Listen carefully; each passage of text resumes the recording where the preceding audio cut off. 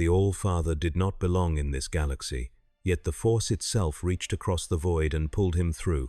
He awoke on a world of tombs and forgotten kings, where the Sith once ruled without mercy and the air still tasted of ancient rage.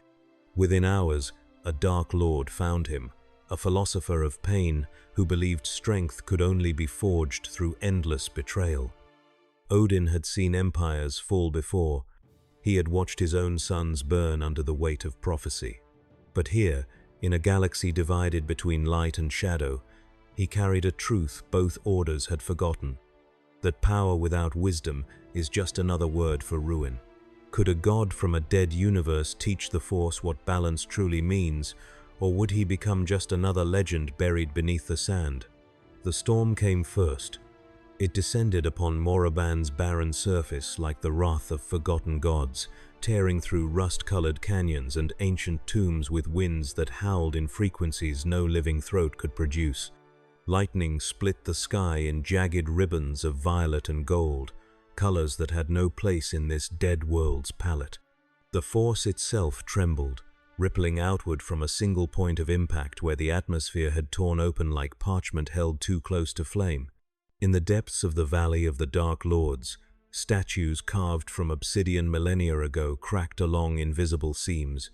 Dust that had settled for 1,000 generations lifted in spirals, dancing to a rhythm older than the Republic, older than the Sith, older than the first beings who had learned to touch the invisible current that bound all life together. At the epicenter of the disturbance, where lightning struck the ground in a column of burning white, a figure rose. He stood taller than any human, broader across the shoulders than a Wookiee warrior, clad in armor that seemed wrought from starlight and shadow both. His single eye opened slowly, iris burning like a blue sun at the moment of its birth. The other socket was covered by a patch of worn leather, scarred and ancient. A cloak of deep gray fell from his shoulders, its fabric moving in winds that existed only in spaces between worlds. In his right hand, a spear materialized from crackling energy, its shaft inscribed with runes that pulsed with their own luminescence. Upon his head sat a helm of tarnished silver, crowned with wings that seemed to remember flight. Odin Borson, the All-Father, wanderer of worlds, opened his mouth and tasted the air of a universe not his own. The Force surged toward him like a tide, recognizing the moon that commanded it. He breathed deep, and the storm ceased. The silence that followed was absolute, the kind of silence that falls when something fundamental shifts in the architecture of reality. Odin planted the butt of Gungnir against the cracked stone beneath his feet, and the impact sent a shockwave through dimensions mortals could not perceive. Across the galaxy, Jedi Masters woke gasping from meditation. Sith Lords paused mid-stride in their fortresses, sensing a presence that defied categorization. Prophets and seers on a dozen worlds cried out in languages their conscious minds did not know, speaking of a king who walked between stars. The All-Father surveyed his surroundings with the patience of one who had witnessed the birth of galaxies. The tombs before him rose like accusatory fingers, monuments to pride and power accumulated without wisdom. He recognized the architecture of ambition, the way desperation carved itself into stone when beings feared their own mortality. These were not merely graves, they were declarations of defiance against the natural order, against the truth that all things must pass so that new things might grow. Odin began to walk. His footsteps echoed strangely, as though the ground remembered what it meant to support weight that carried more than mere physical mass. The Force swirled around him in visible eddies now, particles of dust and energy intertwining in patterns that resembled the roots of Yggdrasil, the world tree that had once connected the 9 realms. He was not home, that much was clear. But he recognized the fundamental fabric of this place, the invisible threads that connected life to life, action to consequence, past to inevitable future. It was the same tapestry, woven with different colors. A presence approached from the east. Odin felt it before he saw it, a concentration of will so dense it seemed to warp space around itself. This was not the scattered, panicked awareness of lesser beings reacting to his arrival. This was focus. This was purpose honed to a cutting edge over decades of singular devotion. The All-Father stopped walking and turned to face the source, leaning lightly upon Gungnir as a wanderer might rest upon his staff. His expression remained neutral, neither welcoming nor hostile, merely attentive. From the shadows between two collapsed monuments, a figure emerged. He was human, or had been once, before ambition had reshaped him into something more refined and terrible. Tall but not towering, lean in the way of predators who wasted no energy on unnecessary mass, he moved with the precision of water finding the path of least resistance. His skin was pale, drawn tight over sharp features that spoke of aristocratic lineage corrupted by generations of careful breeding toward a single purpose. Dark robes fell from his frame in severe lines, unmarked by ornament or symbol. In his hand, unignited but ready, hung a curved hilt of cortosis weave and ancient design. Darth Bane, Dark Lord of the Sith, regarded the stranger with eyes that burned like coals in the moment before they ignite. "You are not of this galaxy," Bane said, his voice carrying the measured cadence of one who chose each word as a general chose the placement of troops. "The Force screams where you stand. Reality bends. You are an intrusion." Odin inclined his head, a gesture of acknowledgement rather than submission. "I am Odin, called All-Father in the realm of my birth. I have walked many worlds, some in flesh, others in spirit. Your words hold truth. I am not native to this place." "Then you have no understanding of what you have disturbed," Bane continued, circling slowly to the right. His movements were economical, each step testing distance and angle. "This is Moraband, graveyard of the Sith. You stand upon sacred ground, consecrated by blood and power accumulated across 10,000 years. The Force here answers to those who understand its true nature." "And what is its true nature?" Odin asked, his tone gentle but carrying an undercurrent like stone grinding against stone. "I sense great power in this place, yes, but also great suffering.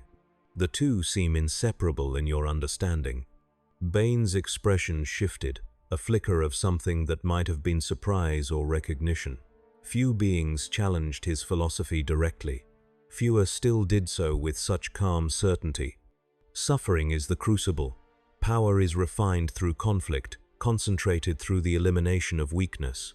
This is the way of the Sith, one master to embody the dark side, one apprentice to crave that power, two, no more, no less. Thus the power grows, condensed and purified across generations, until it is strong enough to destroy those who would impose their weakness upon the galaxy. "The Jedi," Odin said, not a question but a confirmation. "The Jedi," Bane agreed, his hand tightening fractionally on his lightsaber hilt, "who preach peace while enforcing stagnation, who speak of balance while maintaining their monopoly on Force tradition. They are many, scattered, diluted. We are too, concentrated, absolute. When the time comes, that which is refined will shatter that which is diffuse." Odin was silent for several heartbeats, his single eye studying the Sith Lord with an intensity that made even Bane, for a moment, feel observed by something vaster than himself. When the All-Father spoke again, his words carried the weight of ages. "In my long existence, I have encountered this philosophy before. Different names, different forms, but the same core belief. That power justifies itself. That strength, once achieved, needs no other validation. I have seen where such thinking leads." "Enlighten me," Bane said, and there was genuine curiosity beneath the mockery in his tone. "To ash," Odin replied, "to empires that devour themselves, to warriors so strong they have nothing left to fight but their own shadows. Power without purpose becomes a cancer. Strength without wisdom is merely destruction wearing a crown." Bane's lightsaber ignited, its crimson blade casting bloodlight across the ancient stones. "You speak as the weak always speak when confronted by their betters.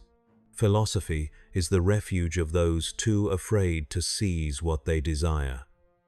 The Force respects only one truth: victory." "Then you have not listened to what the Force is trying to teach you," Odin said, and Gungnir began to glow with soft blue radiance, not hostile but present, a statement of readiness. I sense its whispers even now. This place, these tombs, they are not monuments to triumph, they are warnings. Each of these lords you venerate died alone, betrayed by apprentice or circumstance, their power scattered like seeds on barren ground. You call this refinement. I call it waste. The temperature dropped. The force contracted around Bane like a fist closing, pulling darkness from every shadow, every crevice where light had failed to penetrate. His presence swelled, no longer merely a man but an incarnation of conviction, of will so absolute it bent reality to match its expectations. You understand nothing. Each death served the greater purpose. Each betrayal strengthened the line. We do not fear death, we use it. We transform it into power for those who come after. And when the final two stand alone, Odin said, his voice cutting through the growing maelstrom of dark side energy. When your rule reaches its perfected form and one destroys the other, what then? Who inherits that accumulated power? Who stewards it toward any end beyond its own perpetuation? Bane moved. The attack came without warning, without the traditional buildup of force energy that might have telegraphed intent. One moment he stood in contemplation, the next his blade was descending in a strike calculated to bisect Odin from shoulder to hip. The Sith Lord had chosen his angle with devastating precision, exploiting the moment of dialogue's end when even masters sometimes relaxed their guard. Gungnir rose to meet the strike. The collision of weapons sent a shockwave rippling outward that shattered stone and tore fissures in the ground. The lightsaber's plasma blade met Gungnir's enchanted shaft and found itself arrested, unable to cut through material forged in fires older than stars. Bane's eyes widened fractionally. He had cut through durasteel bulkheads, frick armor, even the rare cortosis weave with enough sustained pressure. This spear should have melted or severed. It did neither. Odin twisted Gungnir, and the lightsaber was forced aside. The Allfather did not counterattack immediately. Instead, he stepped back, creating space, his posture more defensive than aggressive. I have no desire for your death, Sith Lord. I came to this world by accident, drawn by forces I am still learning to understand, but I will defend myself if I must. Bane laughed, a sound like breaking glass. You speak of accident as though the Force recognizes such concepts. You were brought here for a reason. Perhaps to test me, perhaps to serve as the whetstone upon which my blade is sharpened. He attacked again, this time in a flowing sequence of strikes drawn from the ancient Form 7, Juyo, the ferocity form that channeled aggression into unpredictable patterns. The crimson blade became a blur, slashing high, then low, feinting left before committing right, each strike containing enough force to cleave stone. Bane moved like liquid violence, his connection to the dark side fueling his muscles beyond their natural limits. The ground beneath his feet cracked with each pivot. The air itself seemed to scream as plasma carved through it again and again. Odin met each strike with minimal movement, Gungnir always in position, always redirecting rather than blocking directly. His single eye tracked every motion with the calm of a chess master watching an opponent's opening gambit. He was not faster than Bane. He did not need to be. He was reading the pattern beneath the chaos, the predictable heart of even the most seemingly random assault. You fight well, Odin acknowledged, parrying a particularly vicious thrust aimed at his heart. Your technique is refined, your will unshakable. But I see the flaw in your philosophy made manifest in your blade work. There is no flaw, Bane snarled, pressing his attack. He drew more deeply on the force, using it to enhance his speed, to predict Odin's defenses, to create afterimages that might confuse lesser opponents. Only your inability to comprehend perfection. You attack without restraint, Odin said, his voice steady despite the intensity of the combat. You pour all your power into each strike, believing that total commitment equals strength.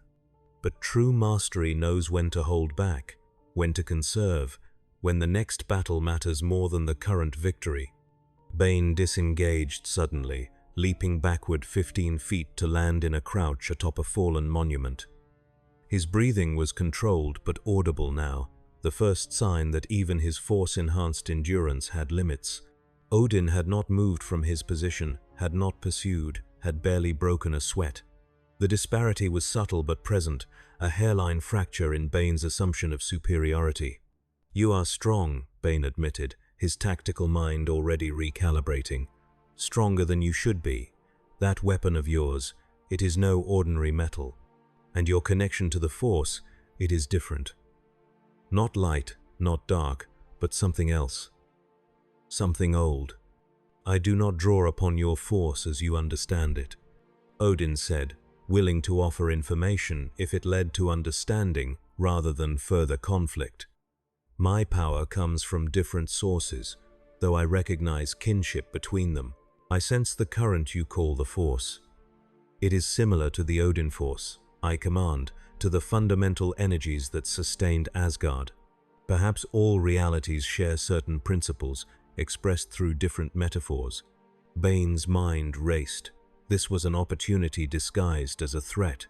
If this being commanded power parallel to but distinct from the Force, studying him could yield insights that might advance the Sith cause by generations. But that same power made him unpredictable, possibly unkillable by conventional means. A wiser course might be to observe, to learn, before committing to eradication.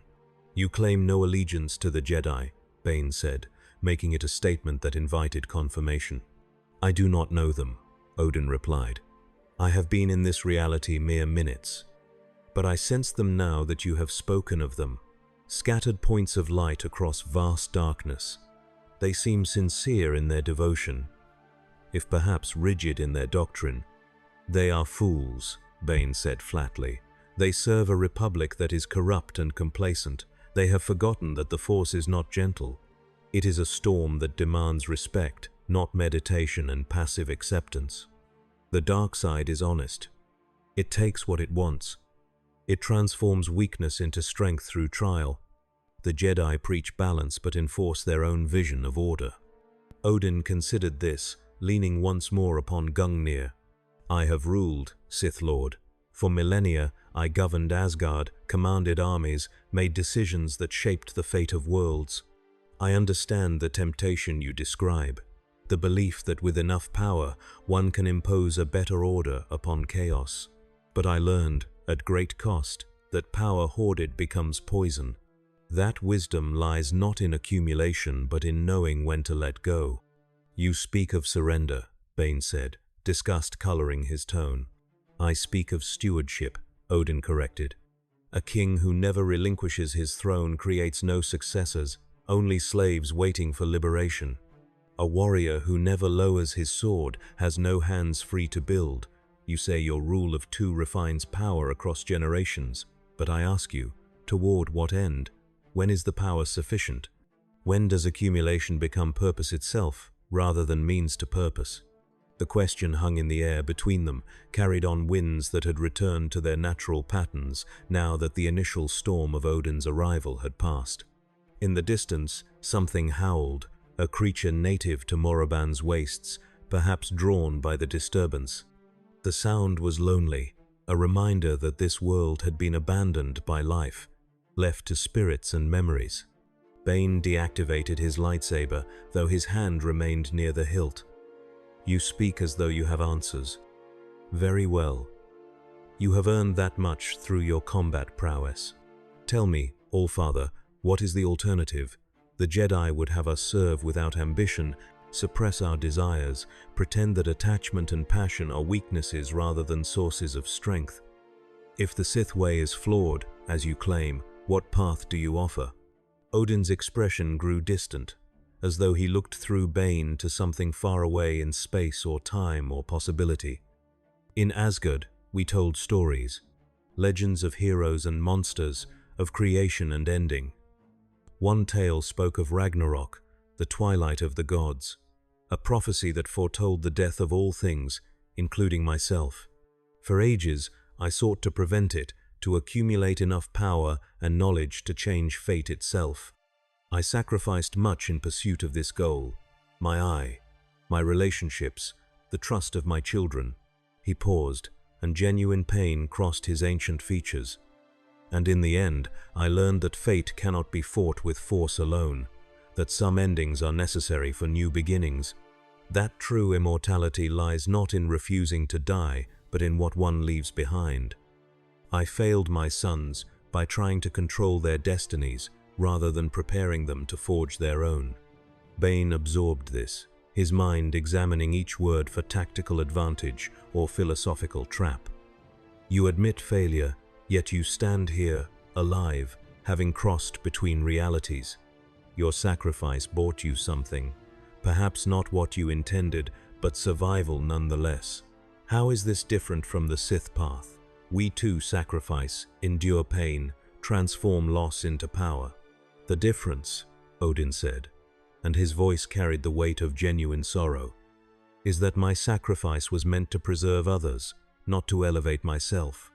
I gave my eye to the well of Mimir to gain wisdom, yes, but wisdom to better protect my people.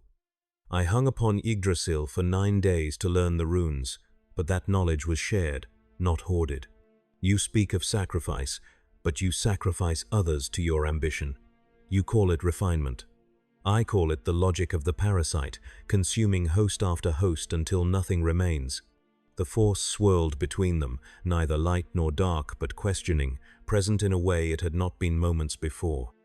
Bane felt it, a strange doubling of perception. For an instant, he saw his rule of two from outside his own certainty. A pyramid with no peak, builders crushed beneath stones they had quarried themselves. The vision lasted only a moment before his will reasserted control, crushing the doubt before it could take root. But the seed had been planted. You are a threat, Bane said finally, his tone matter of fact rather than aggressive. Not to me personally, perhaps. Your power is formidable, but you lack killing intent. However, your philosophy is corrosive. If other Sith were to hear these words, to entertain these doubts, it could undermine generations of careful cultivation. The weak might use your arguments to justify their weakness, and therefore I must be destroyed, Odin finished. I have heard this reasoning before as well. It always sounds so logical in the moment, and it always leaves the same ash in its wake. Bane ignited his lightsaber once more, but this time his stance was different, more formal. He had shifted to Makashi, Form 2, the dueling form perfected for single combat against a formidable opponent. His blade held at a precise angle, his weight balanced on the balls of his feet. He had become the embodiment of centuries of Sith sword logic distilled into one perfect fighting machine. I offer you a choice, Bane said. Leave this galaxy, return to whatever realm spawned you. The Force has clearly rejected you, hurling you to this dead world rather than any place of importance. Take the mercy I extend and depart. And if I refuse? Odin asked, though his tone suggested he already knew the answer. Then I will kill you, Bane replied simply. It may take time. It may require resources I would prefer to conserve, but it will be done. The Sith do not tolerate variables that cannot be controlled or eliminated. You represent chaos, All-Father, and chaos, whatever name it wears, is the enemy of the order I am building. Odin nodded slowly, as if confirming something to himself. You truly believe this, that your vision of order justifies any action, any sacrifice of others. You have gazed into the abyss of your own philosophy and mistaken its darkness for depth.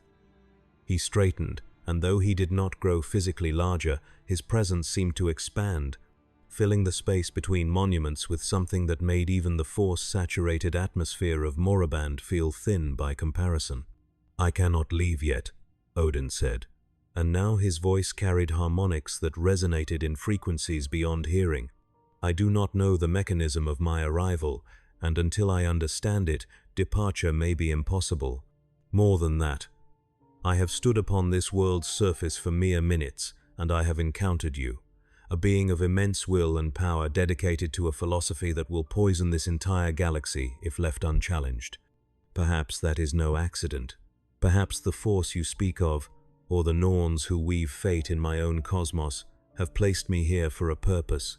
Then we are at an impasse, Bane said. We are at a beginning, Odin corrected.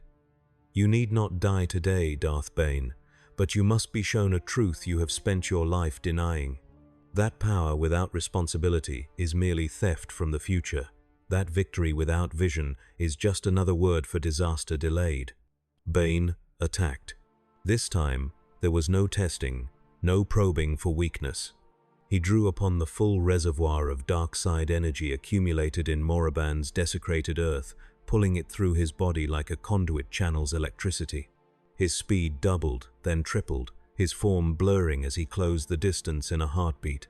The lightsaber became a ribbon of crimson light, striking from 12 angles simultaneously through a combination of force precognition and blade work, so refined it seemed supernatural even by force user standards. Odin's response was not to retreat, but to step forward into the assault. Gungnir moved in tight, economical circles, each deflection precise, each redirect calculated to dissipate force rather than meet it head-on. The spear's tip traced patterns in the air that left afterimages, not from speed but from the fundamental significance of its movement. Each pattern was a rune, invisible to normal sight but blazing in the force like brand upon reality's flesh. Ansu's for wisdom, Thorizaz for defense, Rado for journey. The runes activated. Bane felt his precognition falter, futures clouding as if obscured by mist. His strikes, so carefully aimed at where Odin would be, found only air or met Gungnir's shaft at angles that robbed them of momentum. Frustration crept in, and with it, the first edge of fear. He had fought Jedi masters, ancient Sith spirits bound to holocrons, beasts mutated by dark side alchemy. None had matched him in pure combative prowess once he committed fully. This being, this outsider, was matching him. Worse, Odin was adapting. Each exchange taught the Allfather something about Makashi's principles, about the angles Bane preferred, the tells that preceded each type of strike. It was not that Odin was faster or stronger, though he possessed both qualities in abundance.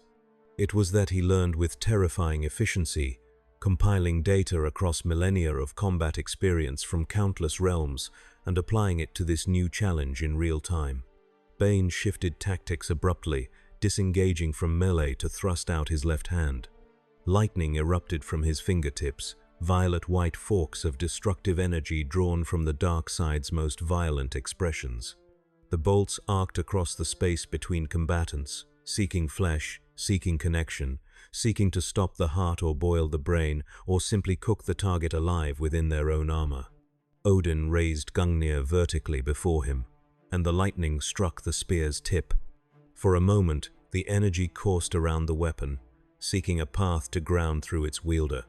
Then Gungnir began to glow with that same blue-white radiance it had shown before, but brighter now, harsh enough to cast sharp shadows behind every stone. The lightning was not merely blocked. It was absorbed, drawn into the spear like water into parched earth. The runes along Gungnir's shaft blazed with captured power. Odin leveled the spear at Bane and released the accumulated energy. The blast that erupted forth was not force lightning as the Sith understood it. This was something rawer, more primal, tinged with the fury of thunderstorms from a universe where gods walked and physics bent to mythology's laws.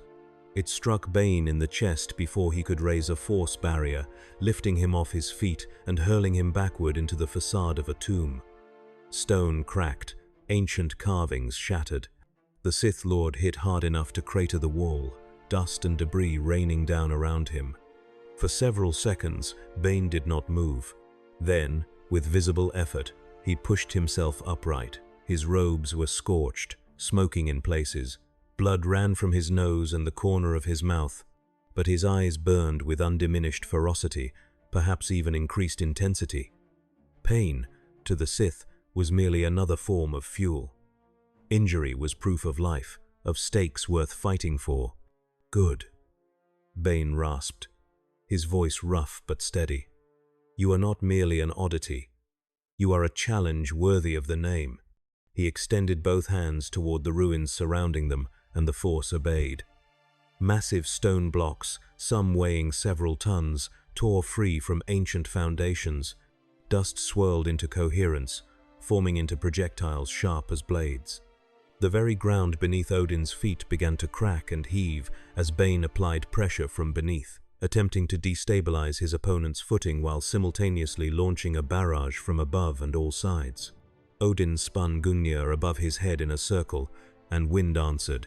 Not the small breezes of natural weather, but the breath of a storm god, the exhalation of power that had once commanded tempests across the 9 realms. The wind formed a barrier, a sphere of moving air so dense and rapid that the stone projectiles shattered against it. Dust was scattered.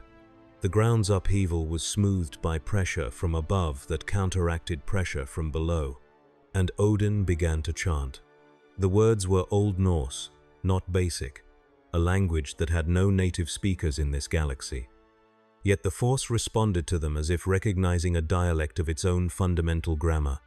The chant was not prayer but invocation, a calling forth of principles that existed independent of any single reality's expression of them.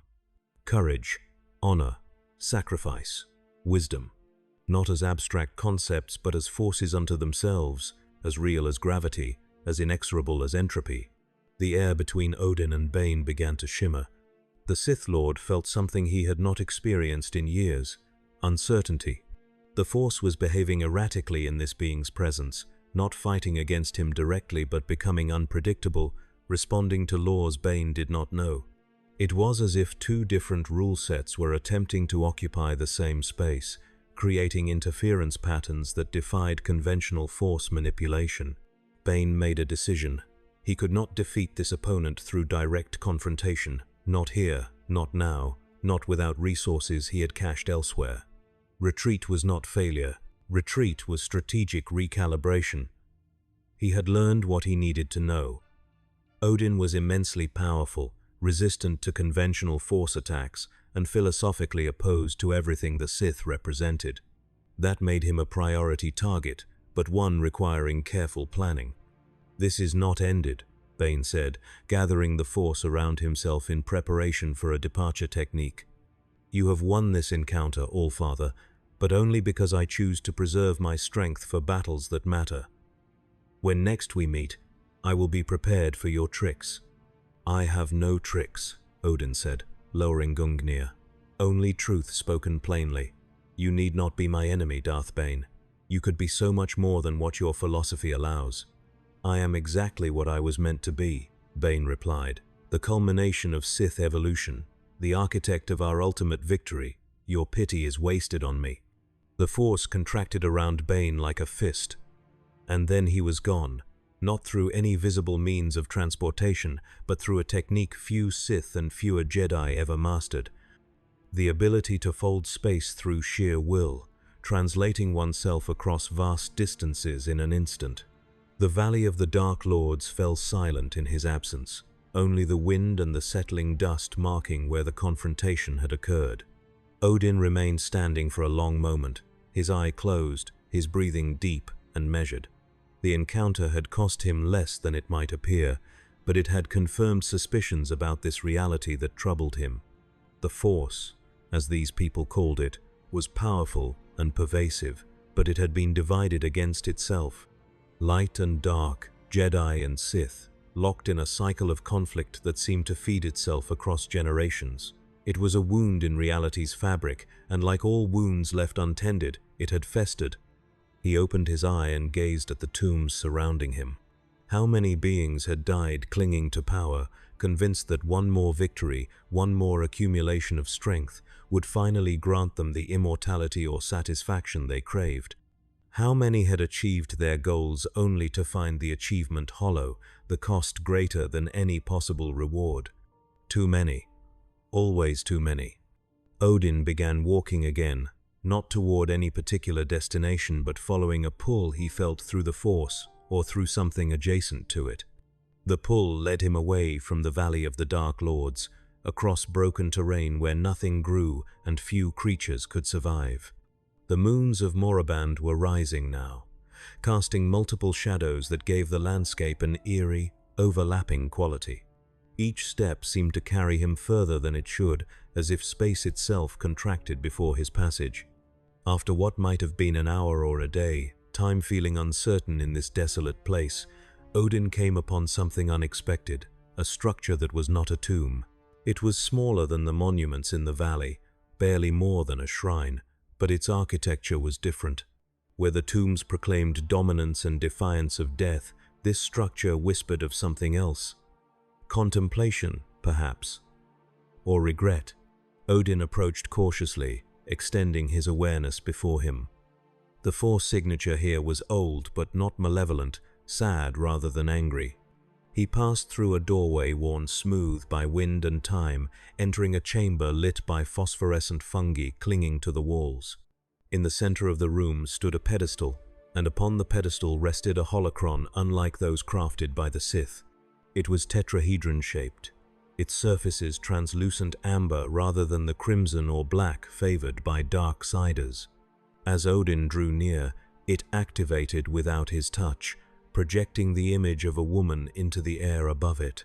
She wore robes that seemed balanced between Jedi simplicity and Sith ornamentation, and her expression carried the weight of profound choices made under impossible circumstances. "If you have found this place," the image said, its voice layered with harmonics that suggested the recording was not merely visual and auditory but somehow encoded into the Force itself, "then you are either very lost or very determined. I am Yuthura, and I was both Jedi and Sith in my time, finding truth in neither extreme. I created this shrine as a repository for thoughts that neither order would welcome, questions that both claimed already answered." The holocron pulsed gently, and more projections appeared. Star maps, diagrams of Force techniques, philosophical treatises written in a dozen ancient scripts. Yuthura's image continued speaking, apparently a recording rather than an interactive intelligence. The Jedi fear the dark side, and in fearing it, they leave their students vulnerable to its seduction. They preach detachment but create beings hungry for connection they are never taught to balance. The Sith embrace the dark side, and in embracing it without wisdom, they create a philosophy that devours its own children. Each apprentice must eventually betray their master. Each master knows this, and yet proceeds, believing themselves the exception.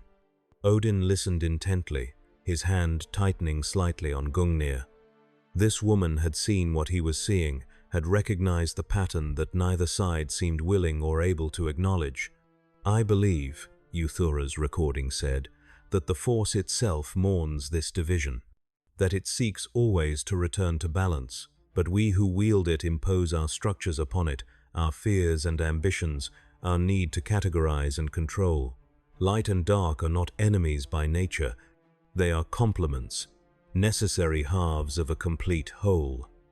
But we have made them enemies, and in doing so, we have wounded the galaxy itself." The holocron's glow began to fade, its power nearly exhausted after centuries of waiting in this forgotten shrine. Yuthura's image flickered. "I leave this here not as a solution but as a question. If neither path is true, if both are incomplete, what lies beyond them? I sought that answer until my death, and found only more questions. Perhaps you, whoever you are, will find what I could not. Perhaps you will have the courage to walk a road that does not yet exist." The image vanished. The holocron went dark, its final reserves spent. Odin reached out and gently touched its surface, feeling through the Force-adjacent sense he was developing the echo of Yuthura's presence. She had died centuries ago, alone, unmourned by either the order she had left or the Sith she had abandoned. But she had seen clearly, had asked the right questions even if the answers eluded her. Odin carefully stored the holocron within his cloak, within a fold of space that did not quite exist in conventional terms. It would be preserved there, safe, until he determined what to do with its contents. He stepped back out into Moraband's cold night, the multiple shadows crossing and recrossing as the moons continued their eternal dance.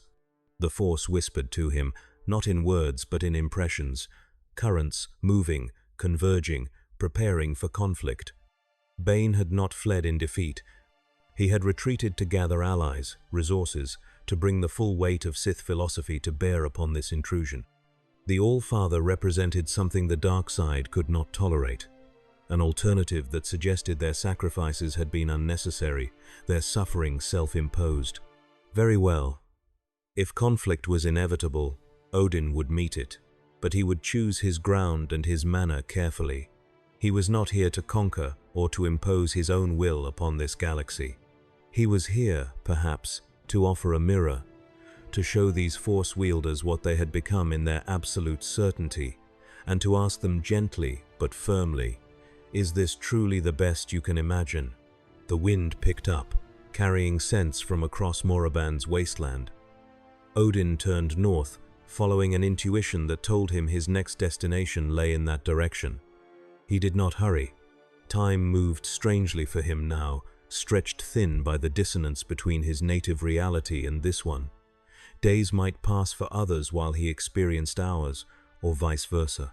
It was disorienting but not unmanageable. As he walked, Odin reached out with his expanded awareness, seeking to understand this force more deeply. He touched it tentatively, like a blind man learning a new room's dimensions through careful exploration.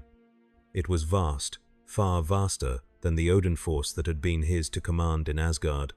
But it was also divided, polarized, crackling with the tension of millennia spent at war with itself. He sensed the Jedi, scattered across hundreds of worlds, each a small candle in the darkness.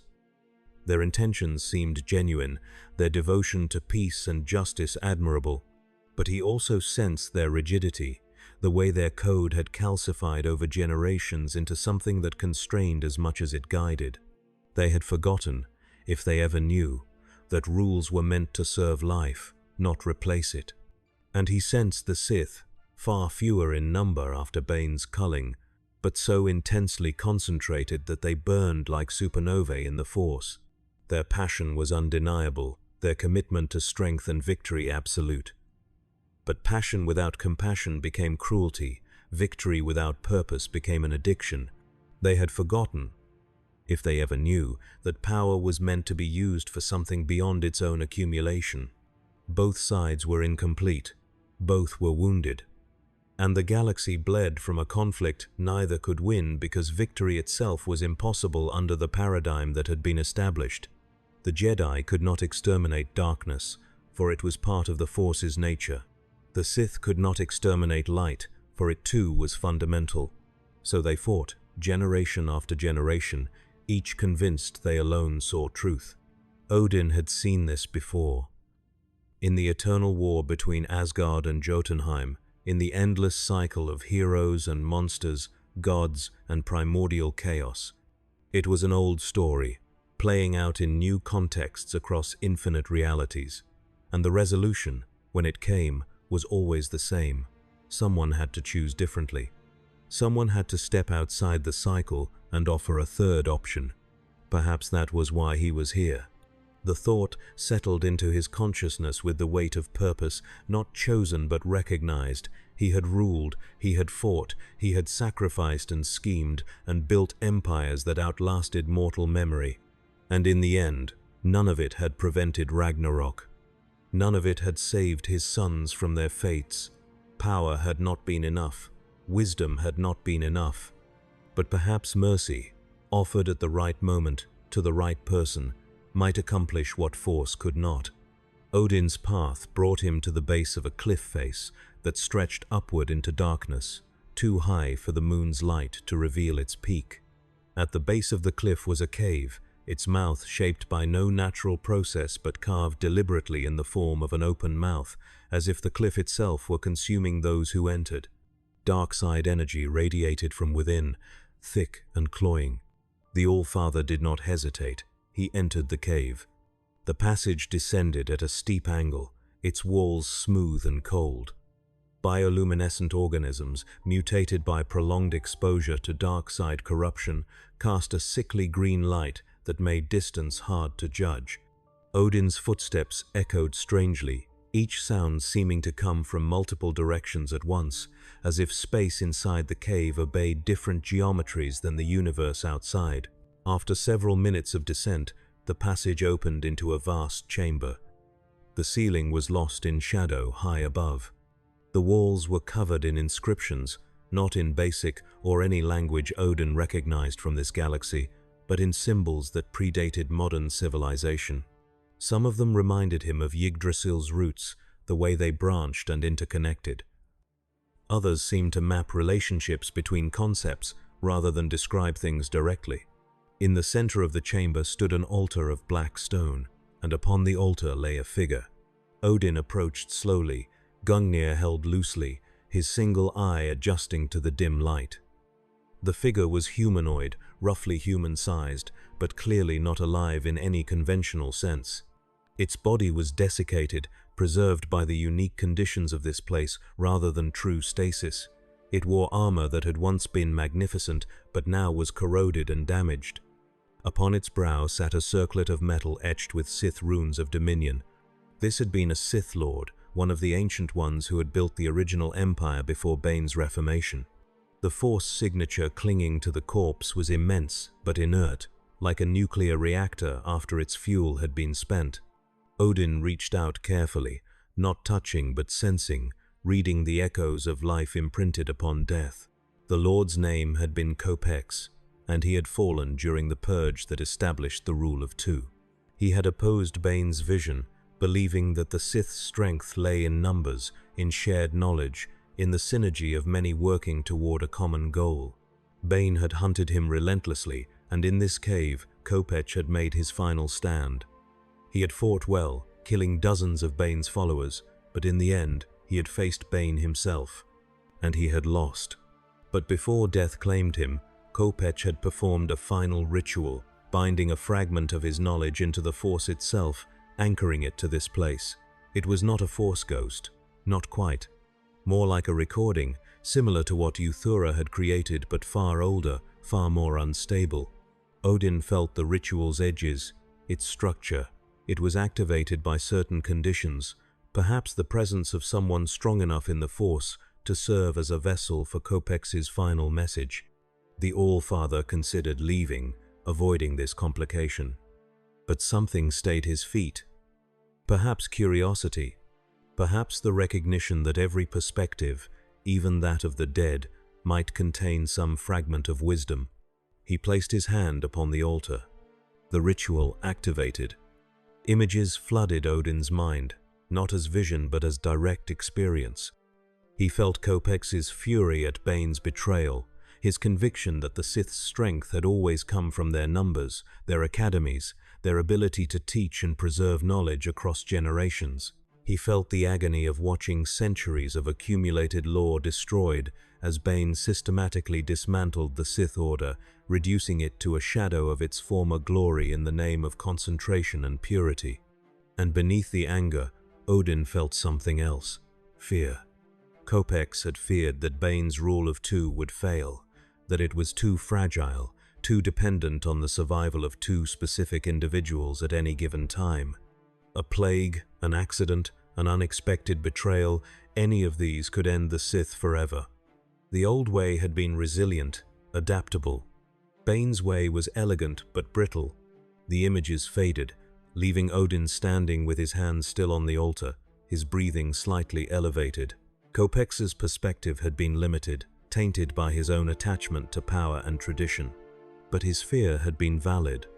The rule of two was indeed fragile, a calculated gamble that each generation of Sith would produce an apprentice strong enough to surpass their master but not so strong as to destroy the line entirely.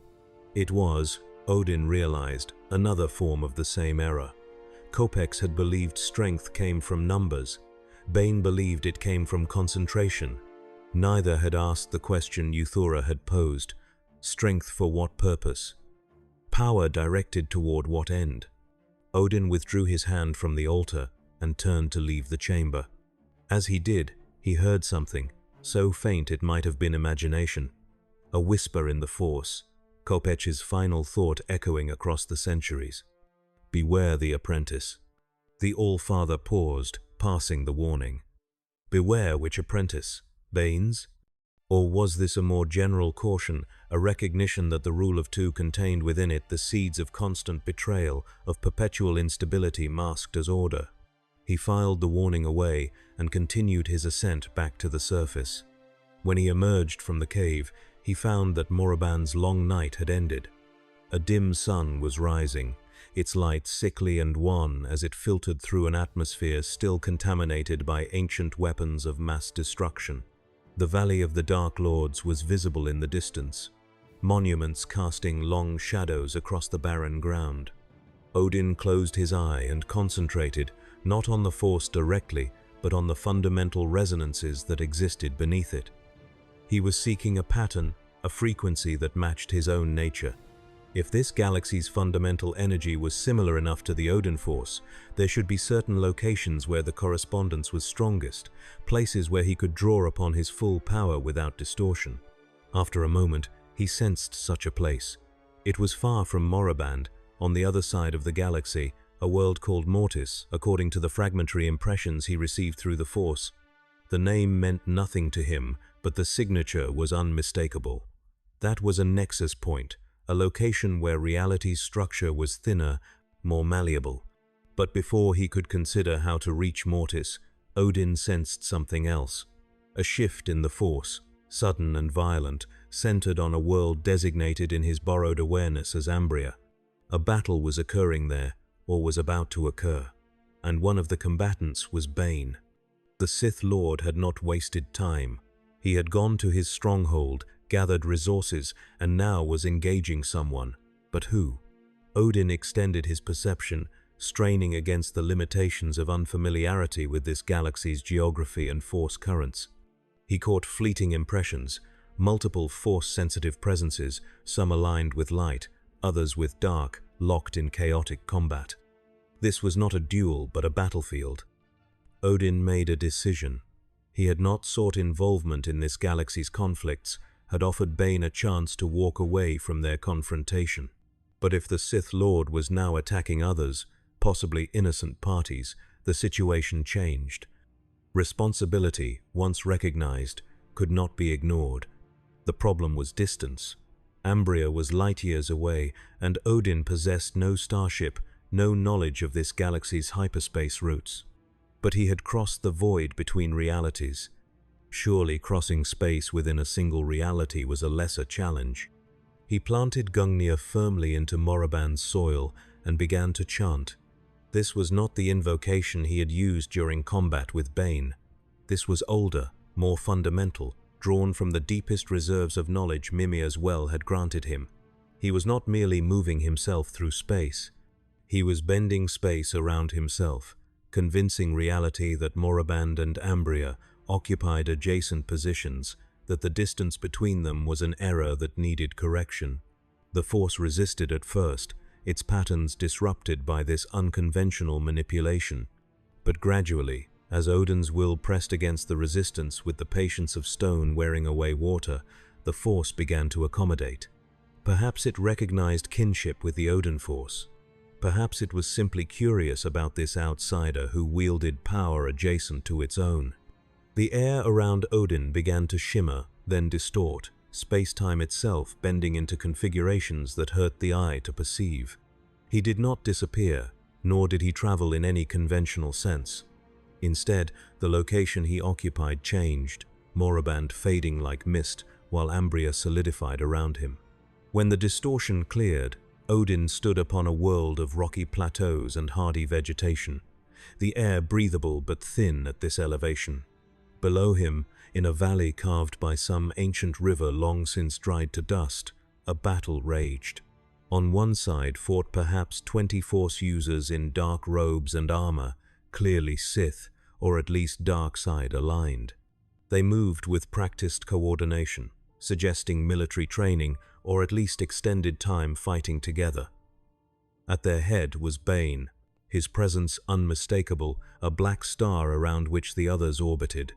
On the other side fought a much smaller group, no more than 6, in varied attire. 2 wore Jedi robes, though their lightsabers' colors were white and silver rather than the traditional blue or green. The others wore no uniform, suggesting they were independent Force users, perhaps from traditions parallel to but distinct from the Jedi Order. They fought with desperation, clearly outmatched, holding ground not because they believed they could win but because retreat would mean abandoning something behind them. Odin's eye tracked back to what they were defending. A shelter carved into the plateau wall, its entrance sealed by a barrier that pulsed with Force energy. Inside, he sensed presences too young and underdeveloped to be warriors. Children. They were defending children. The All-Father's jaw tightened. He had seen many battles, participated in countless wars across his long existence, but wars fought against children, attacks on those who could not defend themselves, these were the acts of beings who had lost their way so completely that they could no longer recognize their own corruption. Odin raised Gungnir and brought it down sharply against the stone beneath his feet. Thunder rolled across the valley, sourceless and sudden, reverberating from plateaus that should not have echoed so completely. Every combatant froze, heads turning toward the figure standing above them, outlined against Ambria's bright sun. Lightning crawled across the sky, forming patterns that resembled reaching branches. Yggdrasil's canopy imposed briefly upon an alien world's atmosphere. Bane's eyes widened fractionally. He had expected many possibilities in the aftermath of their Moraband encounter, but pursuit across interstellar distances in mere hours was not among them. This being's power was greater, stranger, than he had calculated. The variable he represented was escalating toward unacceptable levels of threat. "Stand down," Odin's voice carried across the valley, amplified not by technology or Force manipulation but simply by the weight of authority accumulated across millennia. "You fight children, Darth Bane. Is this the strength your philosophy vaunts? Is this the refinement your rule of two produces?" Bane's lips curled into something that was not quite a smile. "They are not children. They are potential, raw and untrained. We are here to test them, to separate the strong from the weak. Those who survive will be offered training in the true ways of the Force. Those who do not survive were never meant to carry power forward. This is mercy, All-Father, though I do not expect you to understand it." "Mercy," Odin repeated, his tone flat. "You name massacre mercy. You dress murder in philosophy's clothing and call it justice. I have heard these arguments before, in other times, other places. They have never been true, no matter how eloquently spoken." One of the dark side warriors, emboldened by numbers or perhaps simply not understanding what he faced, hurled a spear of pure Force energy at Odin. It crossed the distance in an instant, burning hot enough to ionize the air along its path, aimed directly at the All-Father's heart. Odin did not move. He simply looked at the spear. It stopped, frozen an inch from his chest, trembling like a living thing. Then it reversed course, flying back twice as fast, striking the warrior who had thrown it with enough force to lift him off his feet and hurl him into the plateau wall. He hit with a sickening crunch and did not rise. The valley fell silent. "I offered you a choice on Moraband," Odin said, his voice quiet now but somehow more terrible than when he had shouted. "I gave you opportunity to walk away, to reconsider your path. You chose instead to attack the defenseless, to hide behind numbers while preaching the virtue of individual strength. Your hypocrisy disgusts me." Bane gestured sharply, and his forces spread out, beginning to encircle the plateau. They were going to attempt to flank Odin, to attack from multiple angles simultaneously. The Sith Lord had learned from their first encounter. He would not engage directly until absolutely necessary. Let his followers test the All-Father's capabilities, learn his limits, and exploit any weakness. It was tactical thinking at its finest, utterly ruthless and entirely practical. It was also the thinking of someone who had stopped seeing people as people, who had reduced existence to a series of calculations about Force deployment and acceptable losses. Odin had seen this before too, in generals who had fought too long, in kings who had ruled too harshly, in versions of himself he had struggled not to become. "I see you clearly now," Odin said, and there was profound sadness in his voice. "You are brilliant, Darth Bane. Your mind is sharp, your will unbreakable, your dedication absolute. You could have been magnificent, but you chose a path that turns all your virtues into poisons. Your strength has become rigidity, your clarity has become blindness, your devotion has become fanaticism. Enough, Bane snapped. Kill him. The dark side warriors attacked. They came from all directions, some launching force powers from range while others closed for melee combat. Lightsabers ignited in red and purple and orange, the colors of passion and aggression. Battle cries filled the air, raw and primal. This was not the surgical precision Bane employed. This was the assault of those who had been promised that strength alone determined worth, who had been taught that mercy was weakness and compassion a flaw. Odin stamped Gungnir against the ground, and the plateau shuddered. Cracks radiated outward from his position, not wide enough to swallow anyone but sufficient to disrupt footing, to force combatants to choose between maintaining their approach or stumbling. Most chose to stumble, and in that instant of imbalance, Odin moved. He did not fight as Bane fought, with the economical precision of a master duelist. He fought as a warrior king fought, with movements that covered distance, that created space for allies, that demonstrated rather than merely executed. Gungnir became a blur of motion, its shaft striking with controlled force that disabled rather than killed. A knee was tapped, collapsing a leg without breaking it. A wrist was caught, numbing the hand enough to drop a lightsaber. A shoulder was struck, paralyzing the arm. In seconds, 5 attackers were down, writhing in pain but alive. The others hesitated, recalculating. This was not how fights were supposed to proceed. Overwhelming numerical advantage should have been decisive, or at least should have forced the target into retreat. But Odin was not retreating. He was advancing, moving down the plateau's slope in a controlled descent that seemed almost leisurely. A Twi'lek woman in Sith armor, her skin marked with ritual scars denoting kills achieved, launched herself at Odin from behind, dual lightsabers aimed at his spine. She was fast, force-enhanced speed, making her little more than a blur. She had killed Jedi this way, exploiting the split-second delay in their precognition with sheer velocity. Odin spun, Gungnir's shaft extending backward, and caught both lightsabers on its length. The plasma blade sizzled against the enchanted metal but could not cut it. The Twi'lek's eyes widened. Before she could disengage, Odin twisted Gungnir, locking the lightsaber's angles, and pulled her off balance. His free hand came up, not in a strike but in a gesture, and force energy that was not quite force energy erupted from his palm. The Twi'lek flew backward, not burned or injured but simply displaced, momentum reversed. She hit the ground, rolling, and came up in a defensive crouch, her confidence shaken. This outsider was using the Force but differently, with effects that did not follow expected patterns. Bane watched from his vantage point, absorbing data, refining his understanding. Odin possessed immense reserves of power, clearly. His combat skill was undeniable. But he was holding back, refusing to kill even when it would be efficient. That was a weakness. That could be exploited. The Sith Lord extended his senses toward the shelter where the children were hidden, feeling past the Force barrier, identifying the youngest, most vulnerable presences within. Then he reached out with the Force in a very specific way, not attacking directly but triggering fear, amplifying natural anxiety into terror. The children began to scream. The defenders, those 6 who had been fighting Bane's forces before Odin's arrival, reacted immediately. They could not ignore those cries.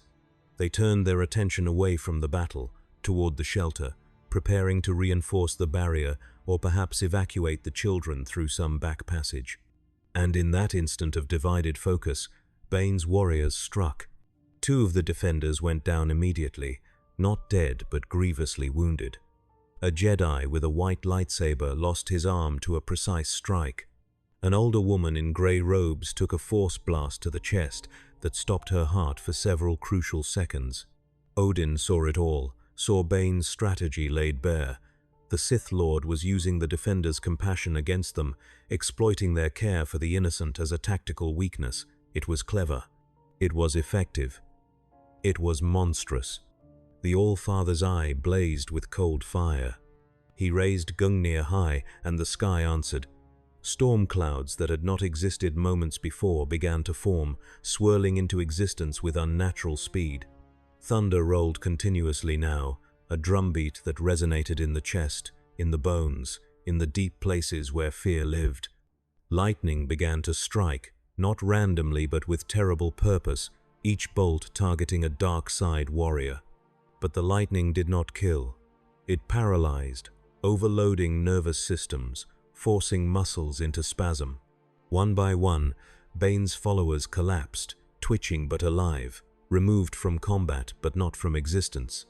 The Sith Lord felt his numerical advantage evaporating like water in a desert, and still Odin advanced, still the All-Father moved with that terrible, inexorable calm. Bane made a choice. He abandoned his warriors. Drawing deeply on the Force, he accelerated his own time stream, a dangerous technique that aged the user slightly with each application but granted speed beyond physical limits. To those watching, he seemed to blur, then vanish, reappearing at the shelter's entrance. His lightsaber, already ignited, stabbed forward into the Force barrier, not attempting to cut through it but to destabilize it, to introduce a harmonic that would shatter the energy matrix. The barrier flickered. Bane smiled, a cold expression devoid of humor, and prepared to press his advantage. If he could seize one of the children, he would have leverage. Odin's demonstrated unwillingness to accept collateral damage would become a chain, a means of control. But the All-Father had been waiting for exactly this move. Odin had not survived millennia of politics and war by failing to recognize tactical patterns. He had seen Bane's focus shift toward the shelter, had noted the Sith Lord's positioning. The entire battle had been a setup, not by Bane but by Bane's predictable philosophy. A being who valued strength above all would inevitably gravitate toward targets that demonstrated dominance over the weak. Gungnir flew from Odin's hand, not thrown with physical force but projected across space through an act of will that married the Odin force to this galaxy's fundamental structure. The spear moved faster than thought, faster than light, arriving at the shelter's entrance in the same instant Bane's lightsaber struck the barrier. The enchanted tip of Gungnir slammed into Bane's shoulder, not piercing deeply but with enough force to spin him around and slam him into the plateau wall. The lightsaber flew from his grip, deactivating as it tumbled across the dusty ground. Bane tried to rise, tried to summon the Force to his aid, but Gungnir had already pinned him, its weight and the will behind it holding him as effectively as durasteel chains. Odin walked forward slowly, his expression unreadable. The storm above continued to rage, lightning illuminating the valley in stark flashes. The paralyzed dark side warriors lay scattered like dolls. The defenders were tending to their wounded, casting uncertain glances toward this outsider who had turned the tide so decisively. The All-Father stopped an arm's length from Bane, looking down at the Sith Lord with his single eye. "You fought well," Odin said quietly. "Your tactical mind is exceptional, your mastery of the Force profound. But you fight for nothing. You accumulate power toward no end but its own increase. And now you lie pinned, your followers defeated, your strategy in ruins, and you still have not asked yourself the question that matters." "What question?" Bane growled, blood trickling from the corner of his mouth where Gungnir's impact had split his lip. "Why?" Odin said simply. "Why seek power? Why continue this cycle of master and apprentice, betrayal and accumulation? What do you believe will happen when the Sith finally achieve the victory you envision? When the Jedi are destroyed, when the rule of two produces a being of such concentrated dark side power that none can stand against them, what then? What does that being do with their victory?" Bane stared up at him, breathing hard. "They rule. They impose order on a chaotic galaxy. They ensure that strength determines hierarchy, that the worthy rise and the unworthy serve or perish. It is natural law made manifest. And who," Odin pressed, "decides what is worthy? Who determines which strengths matter and which are irrelevant? The strength to nurture is strength. The strength to heal is strength. The strength to choose restraint when violence would be easier is perhaps the greatest strength of all. Your philosophy recognizes only one form of power, and in doing so, it has made you blind to countless others. Philosophy again, Bane spat. You hide behind words because you lack the conviction to act. Release me or kill me, but spare me your lecture. Odin was silent for a long moment. Then he reached down and grasped Gungnir's shaft, but he did not pull it free. Instead, he pushed it deeper, not into flesh, but into something else. Through Gungnir, he began to channel energy directly into Bane, not dark side corruption or light side purification, but something neutral, something raw. It was the power that existed before Force users divided it into light and dark, the fundamental current that flowed through all reality regardless of how individual beings chose to tap into it. Bane gasped as the energy flooded through him. It was not painful, exactly, but it was overwhelming, like trying to contain an ocean in a teacup. Memories flooded his mind unbidden, not his own but Odin's, carefully selected and pushed forward. He saw Asgard in its glory, saw worlds connected by Bifrost and bound by Odin's rule. He saw the peace that had reigned for centuries, the prosperity, the order. And then he saw it fall. He saw Ragnarok, not as abstract prophecy but as lived experience. Saw Odin's son Thor fighting his final battle. Saw Asgard burn as Surtur fulfilled his destiny. Saw everything the All-Father had built, all the power he had accumulated, all the wisdom he had gathered, prove insufficient to prevent the ending that had been foretold. Saw Odin himself fall in glorious but futile battle against forces that cared nothing for his accomplishments. But he also saw what came after. He saw Thor, surviving where Odin had not, leading the remnant of their people to a new home. Saw them rebuild, not in Asgard's image but in a form appropriate to their diminished circumstances. Saw them let go of old glories and embrace new possibilities. Saw them, in their defeat and adaptation, discover a form of strength that pure power could never achieve. The vision faded. Bane lay gasping, sweat pouring down his face, his entire body trembling.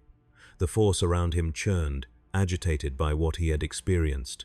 For the first time in decades, genuine doubt flickered in the Sith Lord's mind. Not doubt about his own strength or capability, but doubt about the foundation upon which his entire philosophy rested. Odin withdrew Gungnir, and Bane slumped against the wall, no longer held but also not attempting to rise or flee. The All-Father stepped back, giving the Sith Lord space. "I am not your enemy," Odin said, his voice gentle now. "I am simply someone who has walked a path similar to yours and learned, at terrible cost, where it leads. You can continue as you have been, refining the Sith, perfecting the rule of two, accumulating power toward a victory that will feel hollow when achieved.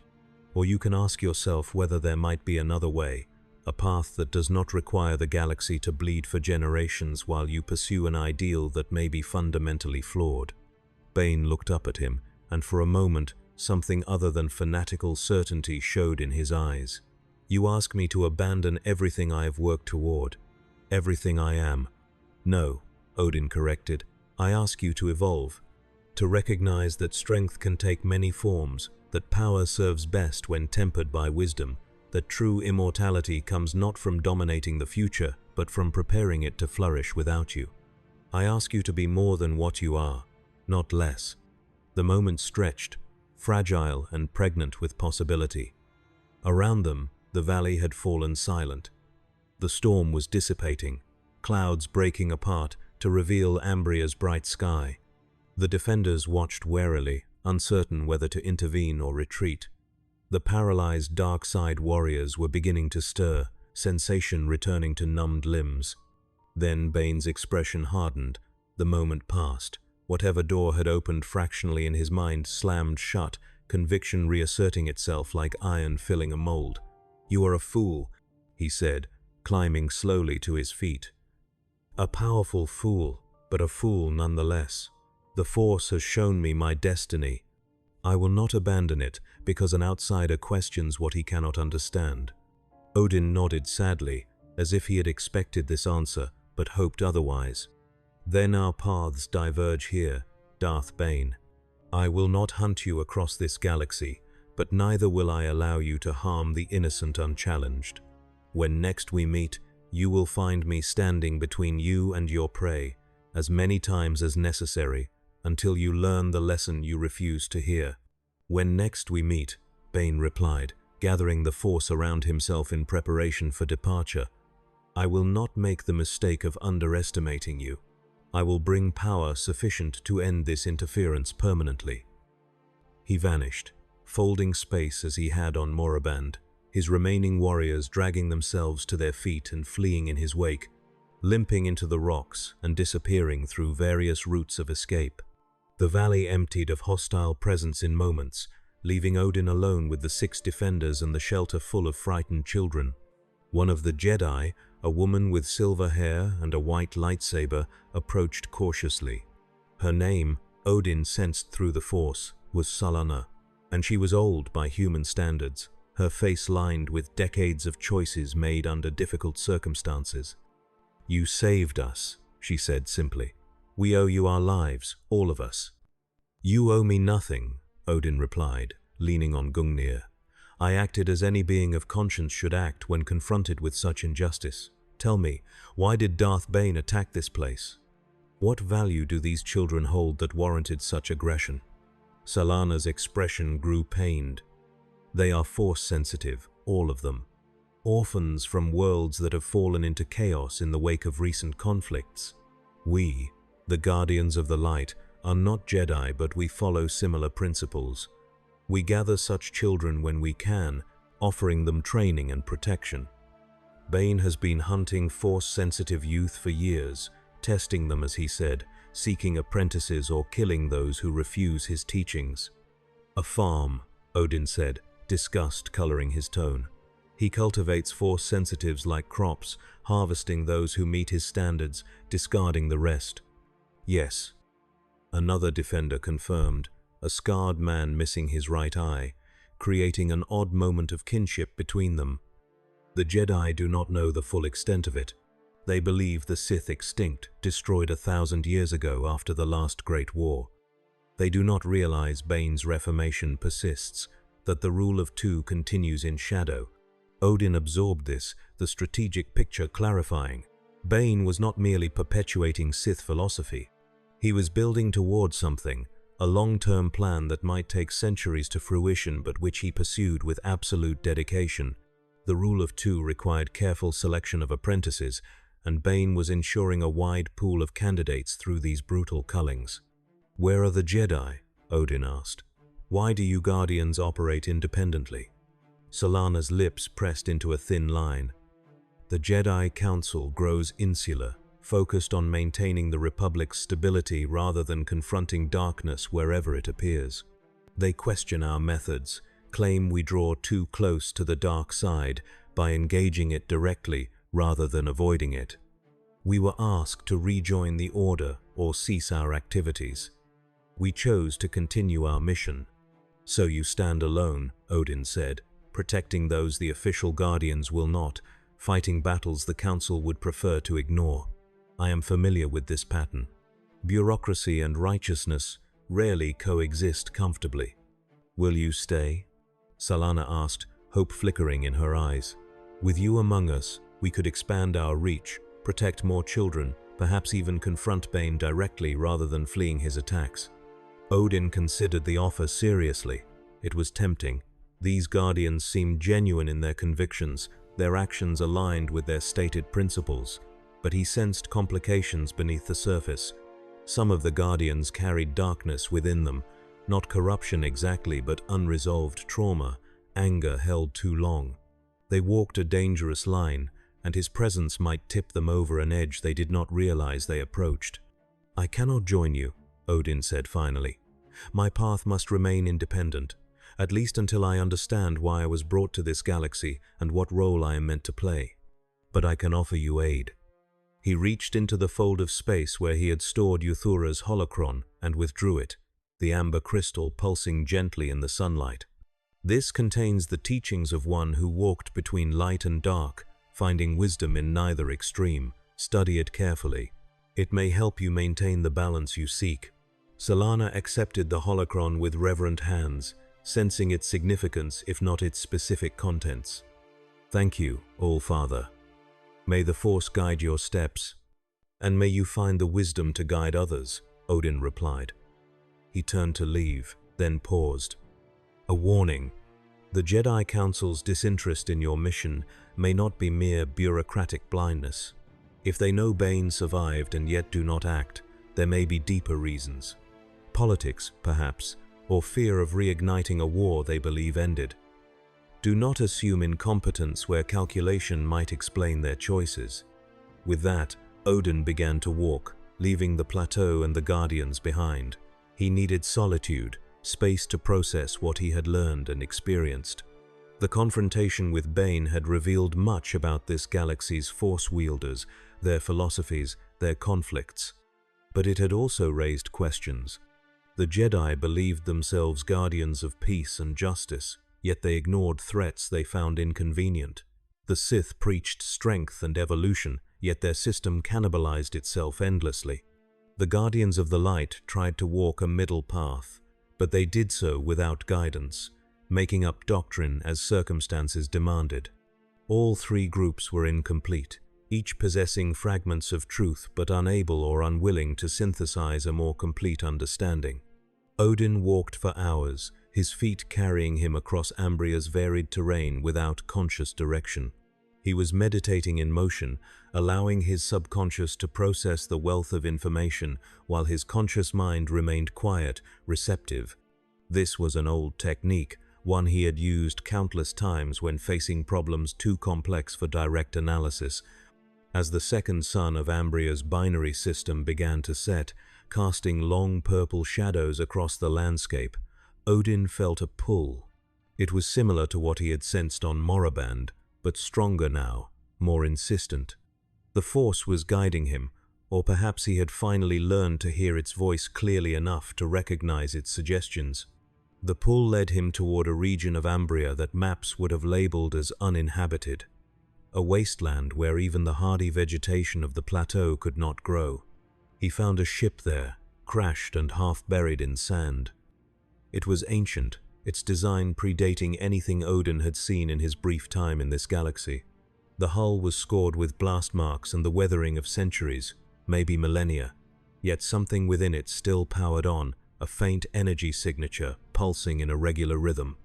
Odin approached cautiously, extending his senses before him. The ship was not a trap, precisely, but it was important. Something about it resonated with his presence, as if it had been waiting specifically for someone like him to arrive. He found an entrance, partially collapsed but still navigable, and squeezed through. Inside, the ship was a tomb. Skeletons lay scattered, humanoid but not human, their bones marked with strange growths and deformities that suggested mutation or disease. They had died together, crew and passengers alike, struck down by something swift and merciless.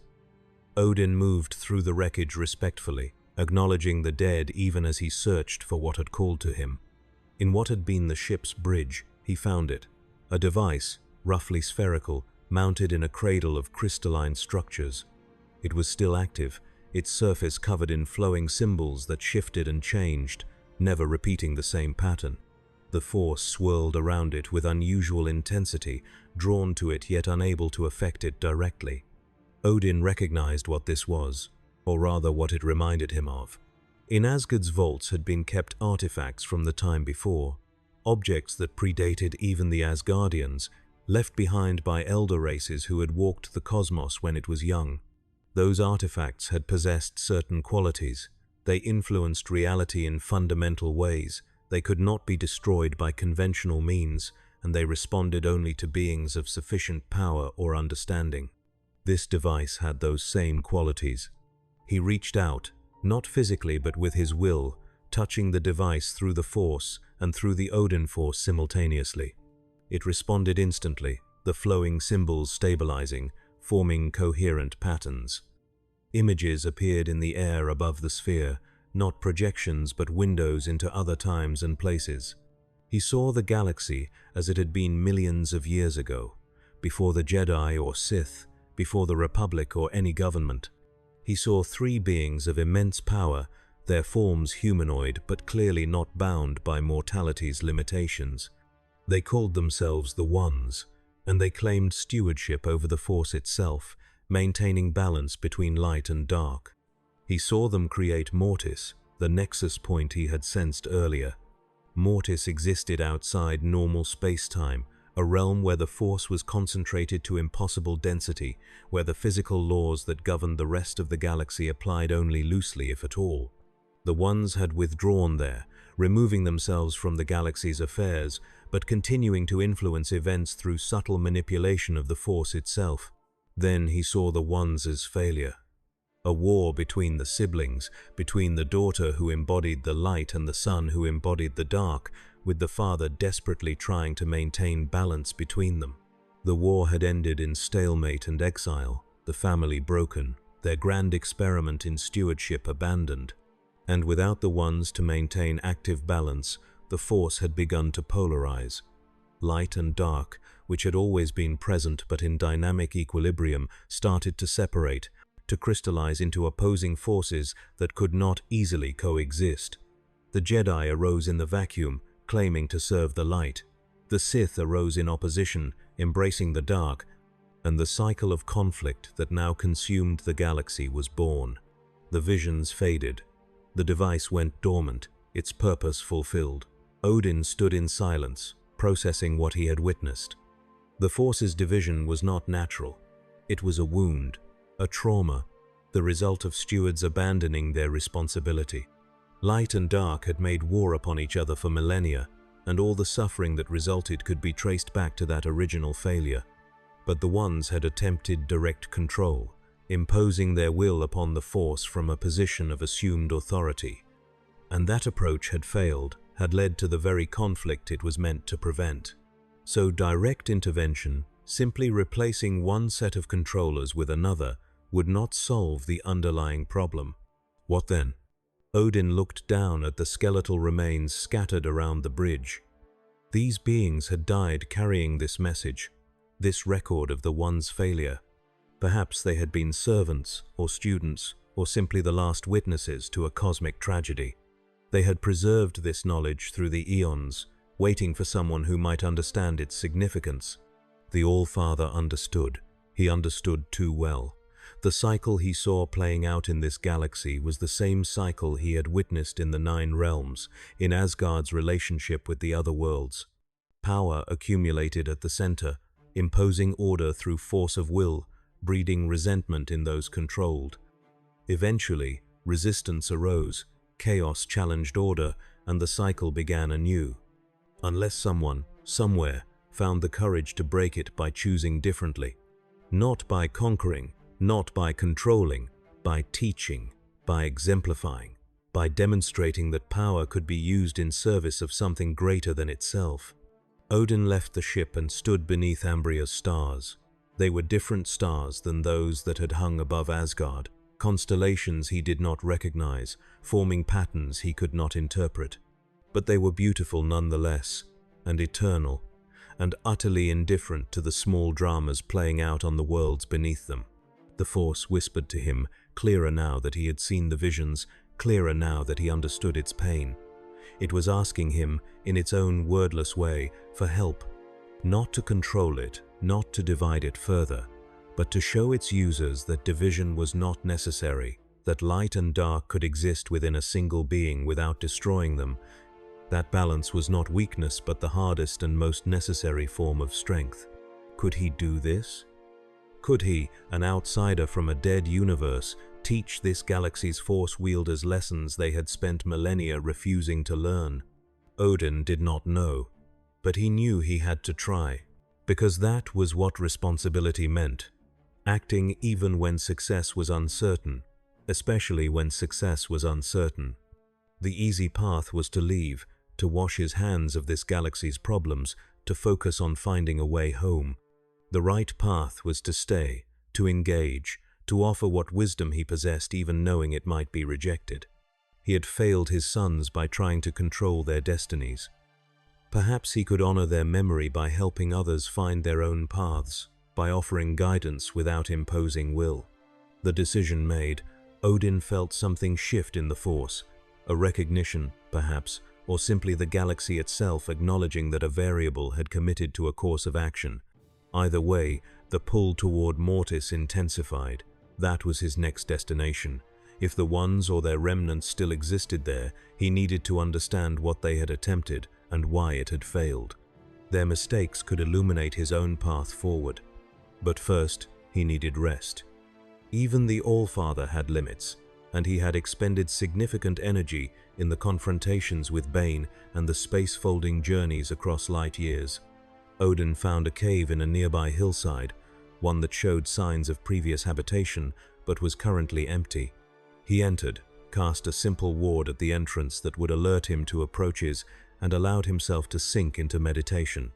As his consciousness descended through layers of awareness, he touched the Force more deeply than he had before. It flowed around him and through him, curious about this being who wielded power similar yet distinct from its own. He showed it images from his life, carefully selected memories that illustrated the principles he valued: honor, sacrifice, wisdom earned through failure, the burden of ruling, and the relief of relinquishing that burden when the time came. The Force absorbed these images, these concepts. It had witnessed countless lives across billions of years, but each perspective was unique, each consciousness adding a new shade to its infinite understanding. Odin's perspective, shaped by experiences outside this reality entirely, was genuinely novel. The Force found value in novelty. In return, the Force showed Odin fragments of this galaxy's history, the rise and fall of civilizations, species ascending to sentience only to destroy themselves or transcend into something no longer physical. Wars fought over ideology, over resources, over simple fear of the different. Heroes who had stood against overwhelming darkness, and tyrants who had believed themselves heroes. The endless cycle of creation and destruction, hope and despair, light and dark, and beneath it all, a constant current. Beings trying to understand their place in the cosmos, seeking meaning in the vast indifference of space and time. The Force did not provide meaning. It simply was, a fundamental aspect of reality, no more concerned with individual desires than gravity cared about a falling stone. But beings kept trying to impose meaning upon it, to use it to validate their choices, to prove their philosophies correct. This was the trap, Odin realized. Light side Force users believed the Force validated their path because they felt peaceful when following the light. Dark side users believed the Force validated their path because they felt powerful when embracing the dark. Both were projecting their own desires onto the Force, hearing echoes of themselves and mistaking those echoes for cosmic truth. The Force was not good or evil, light or dark. It was the Force. What beings did with it, how they chose to channel and direct it, that was where morality entered the equation. The Jedi were not wrong to value peace and compassion. The Sith were not wrong to recognize that passion and strength had their place. Where both erred was in exclusivity, in insisting their partial truth was the complete truth. Odin emerged from meditation as Ambria's suns rose, bathing the landscape in harsh light. He felt refreshed, his reserves replenished, his purpose clarified. Mortis awaited, and with it, perhaps, the key to understanding how to heal this galaxy's wounded Force. He stood and reached for Gungnir, planting it firmly before him. Then he began the space-folding ritual again, but this time with a difference. He was not simply moving himself. He was asking the Force to cooperate, to guide him, to show him the path to Mortis that mortal beings could not navigate without its blessing. The Force responded, not with resistance, but with something approaching eagerness. It had been so long since anyone had asked rather than demanded, requested rather than commanded. The Force wrapped around Odin like a warm current, lifting him out of normal space-time, carrying him along pathways that existed only in dimensions higher than the conventional four.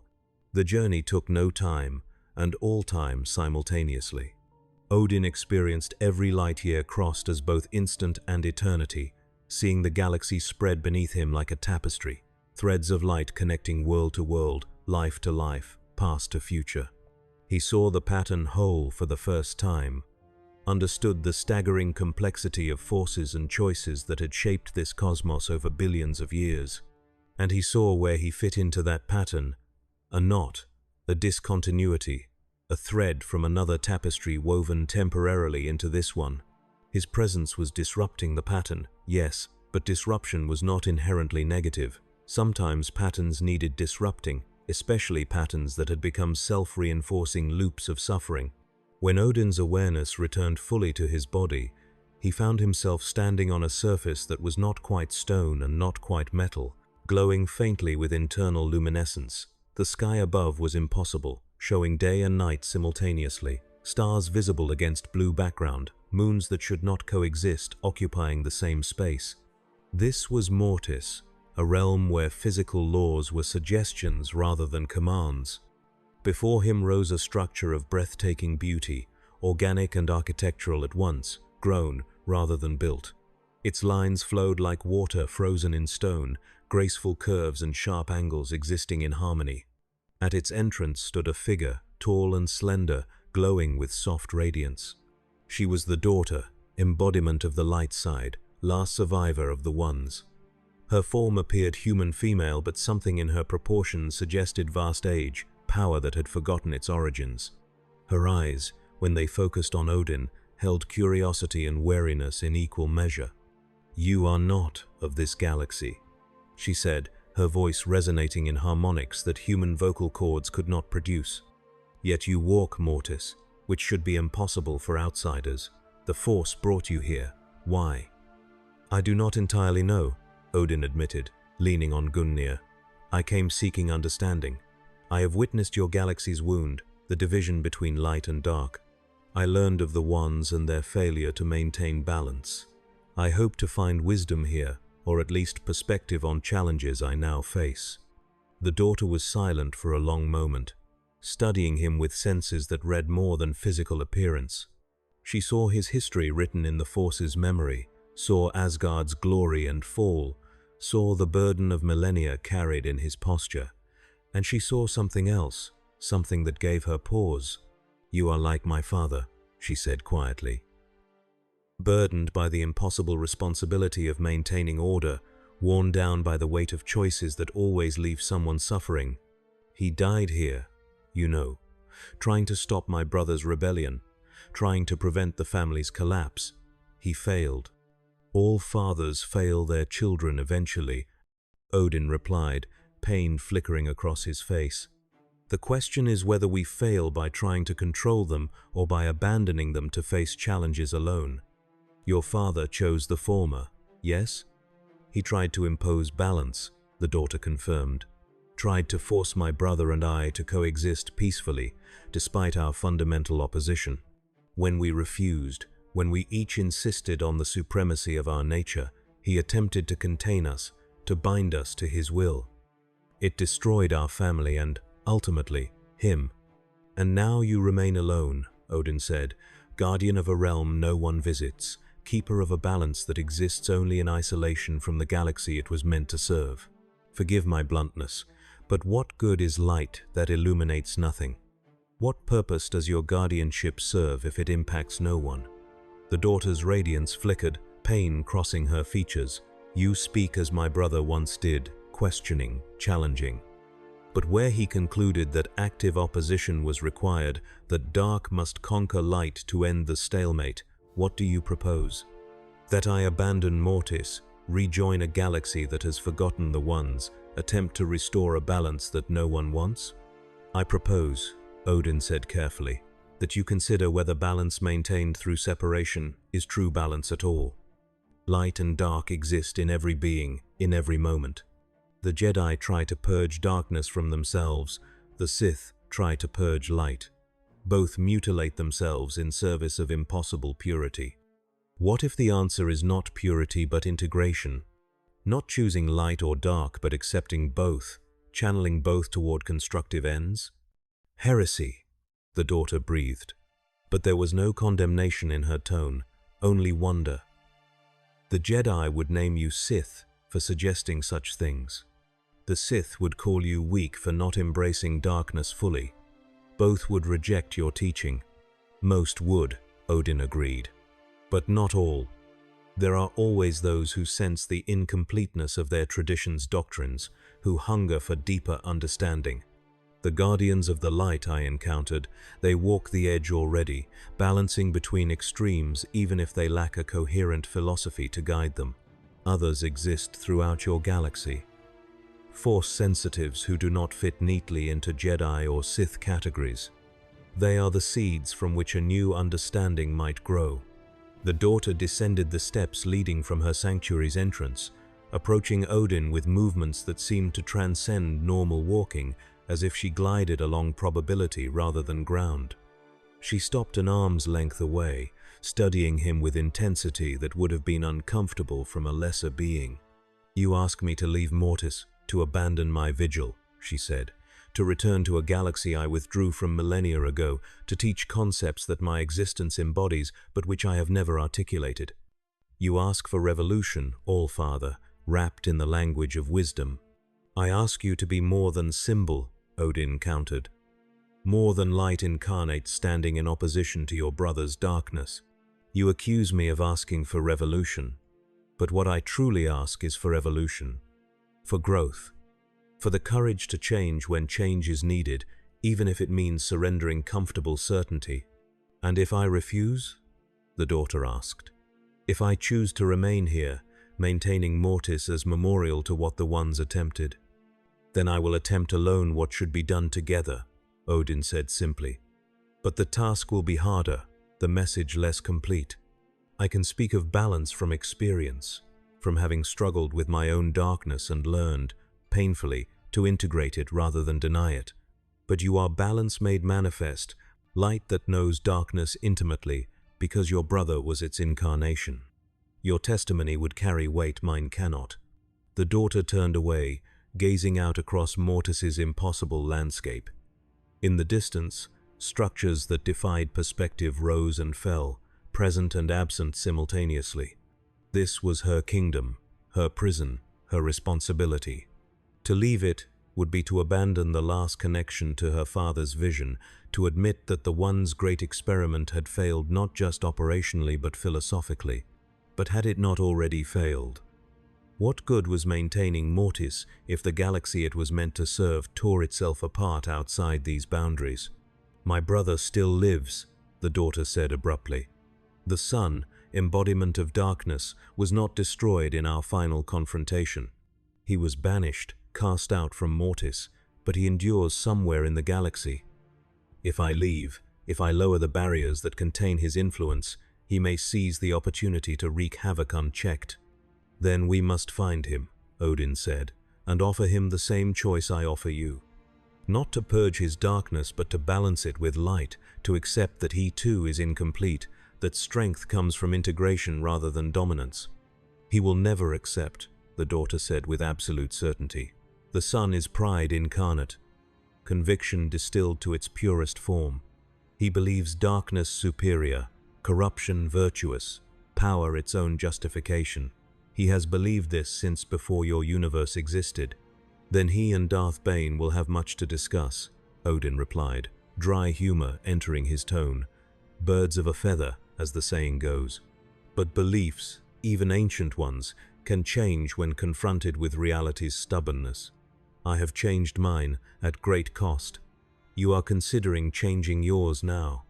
Why should your brother be uniquely immune to growth?" The daughter faced him again, and now there was something new in her expression. Not quite hope, but perhaps its precursor, a willingness to entertain possibility where before only certainty had existed. "You are dangerous, All-Father. Your words carry weight because they emerge from genuine experience, from failure survived and lessons learned. Even I, who have resisted change for millennia, feel their pull." "Is that not what teachers should do?" Odin asked gently. "Not command but inspire, not enforce but illuminate? I do not ask you to follow me, daughter of Mortis. I ask you to walk beside me, to lend your perspective and power to a cause that serves something greater than either of us individually." She was silent for a long time, longer than human patience could have endured. But Odin waited, understanding that decisions of such magnitude could not be rushed, that forcing commitment before readiness would produce only resentment and eventual betrayal. He had learned that lesson from his sons, had seen how pressure created fracture lines that later shattered under strain. Finally, the daughter spoke. "I will leave Mortis, but not immediately. First, I must prepare, must set wards and safeguards that will maintain this realm's integrity even in my absence. And I must commune with my father's remnant, the echo of him that persists in the Force, to seek his blessing or at least his understanding. Give me 3 days by the reckoning of the outer galaxy, and I will join you in this mad endeavor." Odin inclined his head, accepting the terms. 3 days. I will use them to continue my own education, to learn more about this galaxy's currents and conflicts. Where should we meet when you are ready? There is a world called Ach-Tu, the daughter said, an island of ancient significance to the Force, where the first Jedi temple was built. It has been abandoned for generations, but its stones remember teachings older than the modern order. Meet me there when 3 days have passed. We will begin your education in earnest, and perhaps in teaching you, I will learn as well." She gestured, and the Force obeyed, opening a pathway through dimensions. Odin felt himself being gently expelled from Mortis, not cast out but courteously shown to the door. He did not resist. He had accomplished what he came for, had planted seeds that might, with luck and care, grow into something magnificent. The transition back to normal space-time was less jarring than previous journeys, as if he was learning the knack of moving between the Force's deeper currents and the galaxy's mundane reality. He materialized on a world he did not recognize, green and temperate, with a yellow sun and comfortable gravity. A quick extension of senses revealed it to be inhabited but not heavily populated, an agricultural world on the outer rim. Odin began walking, needing to process what had transpired. The daughter's agreement to leave Mortis was significant, perhaps the most significant development since his arrival. If she truly joined his effort to teach integration rather than division, her testimony would carry weight with Force sensitives who might dismiss an outsider's philosophy as ignorant speculation. But 3 days was a long time in a galaxy where conflicts could erupt and resolve in hours. He needed to use that time wisely, to continue learning, to begin building networks of alliance among those who might be receptive to new thinking. As if summoned by his thoughts, Odin sensed a presence approaching, not hostile, precisely, but wary and armed. He stopped walking and turned to face the source. A woman, human, middle-aged, wearing armor that showed signs of long use and careful maintenance. Her blaster was holstered, but her hand rested near it, ready to draw if circumstances required. "You're new here," she said, her tone matter-of-fact. "We don't get many visitors on Dantooine, especially not ones who appear out of thin air in the middle of nowhere. You're either very lost or very dangerous." "Perhaps both," Odin replied, offering a slight smile that he hoped conveyed peaceful intent. "I am called Odin, and I am indeed lost in the sense that this galaxy is strange to me. But I mean no harm to you or your world." The woman studied him for a long moment, her eyes tracking over his unusual armor, his spear, the eye patch that marked him as having seen combat in the past. Then, unexpectedly, she relaxed slightly, though her hand did not move far from her weapon. "Name's Jenna," she said. "I run a settlement about 5 kilometers east. We've had trouble with raiders lately, and I'm on patrol. You don't look like a raider, but then again, the smart ones never do." She paused. "That's quite a spear. You know how to use it?" "I have some experience," Odin said, deliberately understating. "I would be happy to assist with your raider problem if you would grant me hospitality for a few days.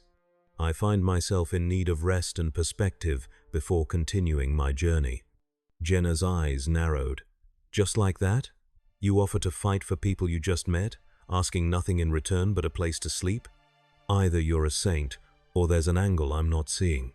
No angle, Odin assured her. Simply a recognition that I have power, and power unused in the service of others is power wasted.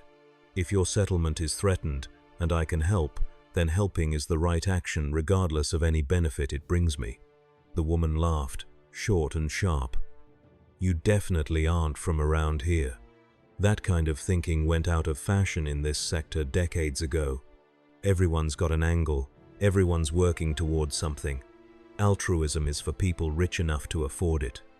She paused, considering, but I'm not fool enough to turn down free help, especially not from someone who looks like they could handle themselves. Come on, I'll introduce you to the council, and we'll see what they make of your offer. Odin followed her across Dantooine's rolling plains, enjoying the simple pleasure of movement in pleasant surroundings. The grass was soft green, the air clean, the sky unmarred by industrial pollution. This was a world that had been treated gently by its inhabitants, allowed to remain largely as nature intended. It reminded him of Vanaheim, one of the 9 realms, where his people had maintained careful balance between civilization and wilderness. The settlement was modest, perhaps 200 buildings ranging from small homes to larger communal structures. Fields surrounded it on 3 sides, crops growing in neat rows. On the 4th side was a landing pad with several atmospheric craft in various states of repair. People moved about their business with the efficient calm of those who knew their roles and took pride in their work. Jenna led Odin to the largest building, a meeting hall that doubled as council chamber and community center. Inside, 5 people sat around a worn table, discussion clearly in progress when they entered. The conversation stopped abruptly as everyone turned to regard the stranger with the spear and the impossible armor. Found this one wandering the north fields, Jenna announced without preamble. Calls himself Odin, claims to be lost, and offered to help with the raiders in exchange for a place to sleep. I figured you'd want to meet him before I made any commitments. One of the council members, an older man with the weathered appearance of someone who had spent most of his life under open sky, leaned forward. Help with the raiders. That's bold talk for someone who just arrived. What makes you think you can succeed where our own people have failed? Odin chose his words carefully. I do not claim superior worth or value compared to your people, but I possess certain skills developed over a very long life, and those skills include combat. Tell me about your raiders. How many? How organized? What they seek? Another council member, a younger woman with sharp eyes, spoke up. 24, maybe more. They hit us every few weeks, stealing crops and equipment. They're armed, but not professional. More opportunistic than military. We've tried to defend ourselves, but we're farmers, not soldiers. We lose people every time they attack, and our numbers are dwindling. Why not call for help from the Republic? Odin asked. The 5 council members exchanged glances laden with shared experience. The older man sighed. We did. 6 months ago. They promised to send peacekeepers, said they'd prioritize our request. Still waiting. Truth is, we're too far out, too small, too unimportant. The Republic has bigger problems than a few farmers being harassed by local criminals. And the Jedi, Odin thought but did not say aloud, are too focused on political machinations and doctrinal purity to defend those who most need defending. Aloud, he said, Then I will help. Not because I seek reward or recognition, but because I can, and therefore I should. When do you expect the next raid? They hit us every 15 days, regular as clockwork, Jenna said. Last attack was 12 days ago, so we've got 3 days at most. Probably less if they decide to change their pattern. 3 days, the same span the daughter had requested. Odin found the synchronicity interesting, perhaps even meaningful. He would help defend this settlement, would teach these people to better protect themselves, and in doing so he would ground himself in the practical realities of this galaxy. Philosophy was necessary, but so was action. One without the other became sterile thought or blind violence. Then we have time to prepare. Odin said. "Show me your defenses, your weapons, your people's capabilities. I will help you plan a response that minimizes casualties while maximizing effectiveness." Over the next 2 days, Odin worked with the settlement's inhabitants, and in that work, he found a strange peace. These were not force wielders grappling with cosmic philosophy. They were ordinary people facing ordinary problems, trying to survive in a galaxy that seemed increasingly indifferent to their existence. But in their determination to persist, in their refusal to abandon their home despite repeated attacks, Odin saw a strength that neither Jedi nor Sith seemed to recognize. This was the strength of simple endurance, of waking each day and choosing to continue despite setbacks and losses. It was not glamorous or powerful in the sense of moving objects with mind or shooting lightning from fingertips, but it was real, and it was the foundation upon which all civilization ultimately rested.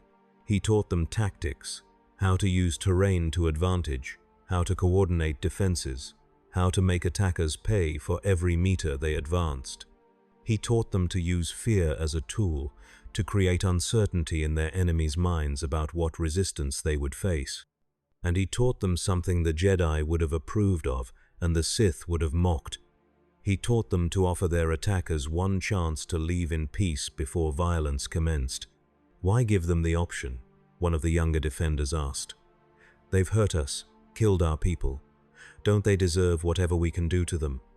"Desert is what happens after you die," Odin replied. "Before that, there is only choice.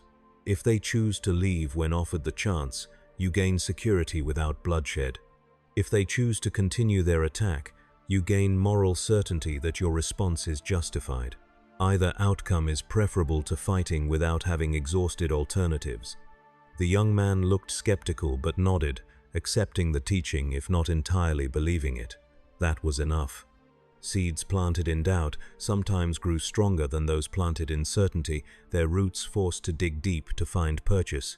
On the 3rd day, as Odin had expected, the raiders came. They approached in a loose formation aboard repurposed speeder bikes and one battered combat speeder, engines roaring in intimidation display. They expected what they always found: frightened farmers, hasty barricades, resistance that collapsed after the first few casualties. What they got instead was silence. The settlement appeared abandoned, no one visible in the streets, no defenders at the walls. The raiders slowed, uncertain. Their leader, a Weequay male covered in traditional tattoos, raised a fist to halt the group. Something was wrong. Even farmers were not this absent. Then Odin stepped into view, standing alone in the settlement's main avenue, Gungnir planted before him like a standard marking a battle line. "You are not welcome here," the All-Father said, his voice carrying across the distance without shouting.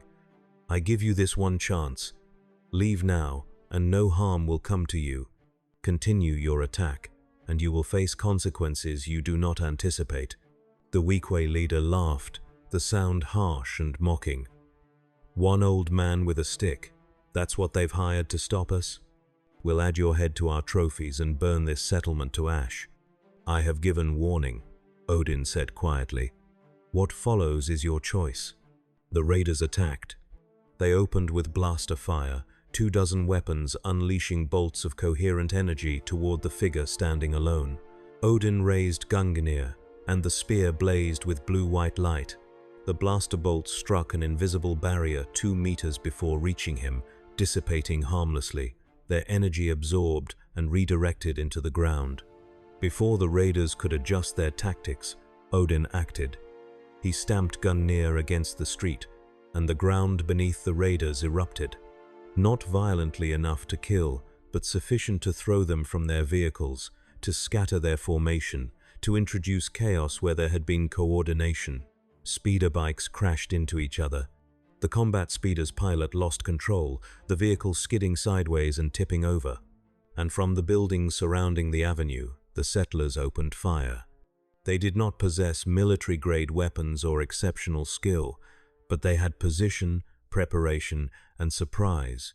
Their blaster fire was measured, controlled, aimed to disable vehicles and discourage rather than to kill when possible. Several raiders went down in the first exchange, wounded but alive. The rest scrambled for cover, their confident assault transformed into desperate defense. The Weequay leader, to his credit, adapted quickly. He barked orders in a language Odin did not recognize, and the raiders began to organize a fighting retreat, laying down covering fire while dragging wounded companions toward the perimeter. They had been bloodied, humiliated, but they were not broken. Given time to regroup, they might return with reinforcements or better tactics. Odin could not allow that. He moved, and though he did not run, he crossed the distance between himself and the raiders with startling speed, Gungnir sweeping in wide arcs that sent raiders flying without piercing flesh. He was surgical in his application of force, hitting hard enough to disable but no harder. This was not Bane, driven by ideology to test strength through brutality. These were criminals, yes, but criminals born of circumstance more than malice, victims in their own way of a galaxy that had forgotten its responsibility to its people. Within minutes, the battle was over. The raiders who could still move were fleeing aboard the few functioning vehicles that remained. The rest lay scattered, groaning, defeated. Not one had been killed, though several would require medical attention beyond what the settlement could provide. Odin had ensured that outcome with painful precision. The settlers emerged from their positions cautiously, hardly believing what they had witnessed. Jenna approached Odin, her expression hovering between gratitude and disbelief. "You took on 24 raiders alone and didn't kill a single one. What are you?" "Tired," Odin said simply, leaning on Gungnir. "Very, very tired of violence as the first answer to every problem. These raiders will think twice before returning. If they do, they will find you prepared. But I suspect they will seek easier targets elsewhere. Your settlement is now more trouble than it is worth to them." The older council member who had questioned Odin initially stepped forward. "You've done what you promised, and more.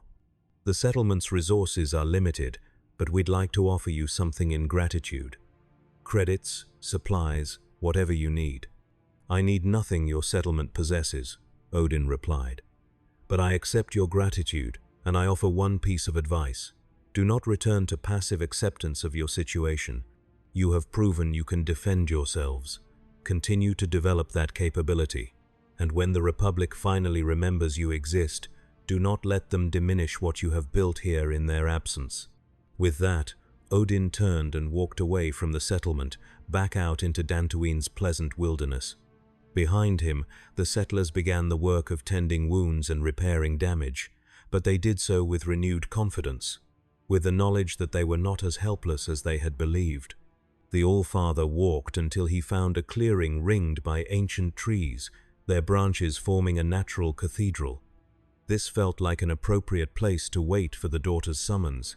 He sat at the base of the largest tree, Gungnir across his lap, and let his mind quiet. The 3 days had taught him much. This galaxy was vast beyond easy comprehension, filled with countless lives pursuing countless goals. The conflicts between Jedi and Sith, dramatic as they were, represented only a fraction of the suffering and struggle occurring across billions of worlds. If he was to make any meaningful difference here, he could not focus solely on force wielders. He needed to remember the farmers, the settlers, the ordinary beings just trying to survive. As the sun set on his 3rd day on Dantooine, Odin felt the shift in the force he had been expecting. A pathway opened before him, shimmering in the twilight, leading from this world to another. He stood, shouldered Gungnir, and stepped onto the pathway. The journey was instantaneous yet somehow leisurely, as if the Force wanted him to observe what lay between departure and arrival. He saw worlds flash past, each unique yet similar, pockets of life in the vast emptiness of space.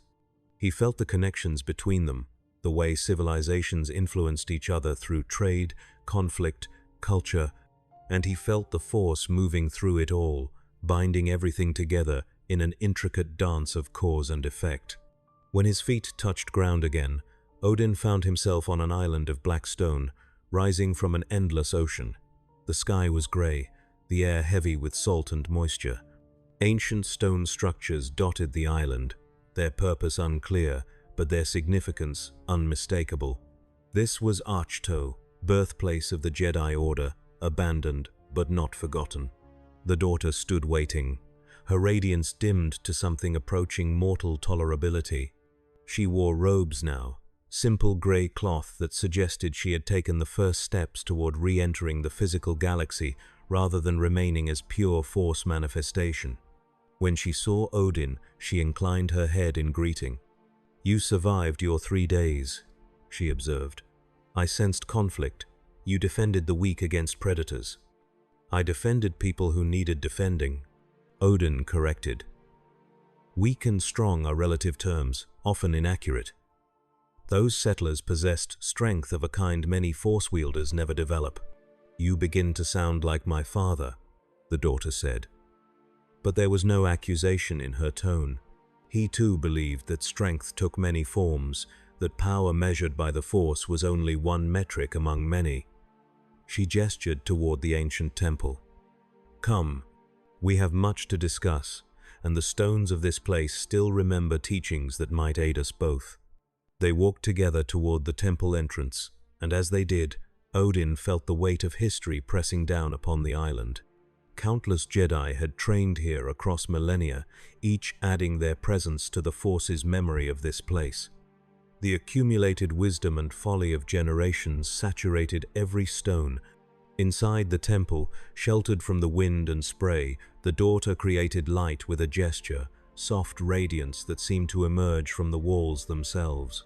"My father spoke of the first Jedi," she said, her voice echoing strangely in the confined space.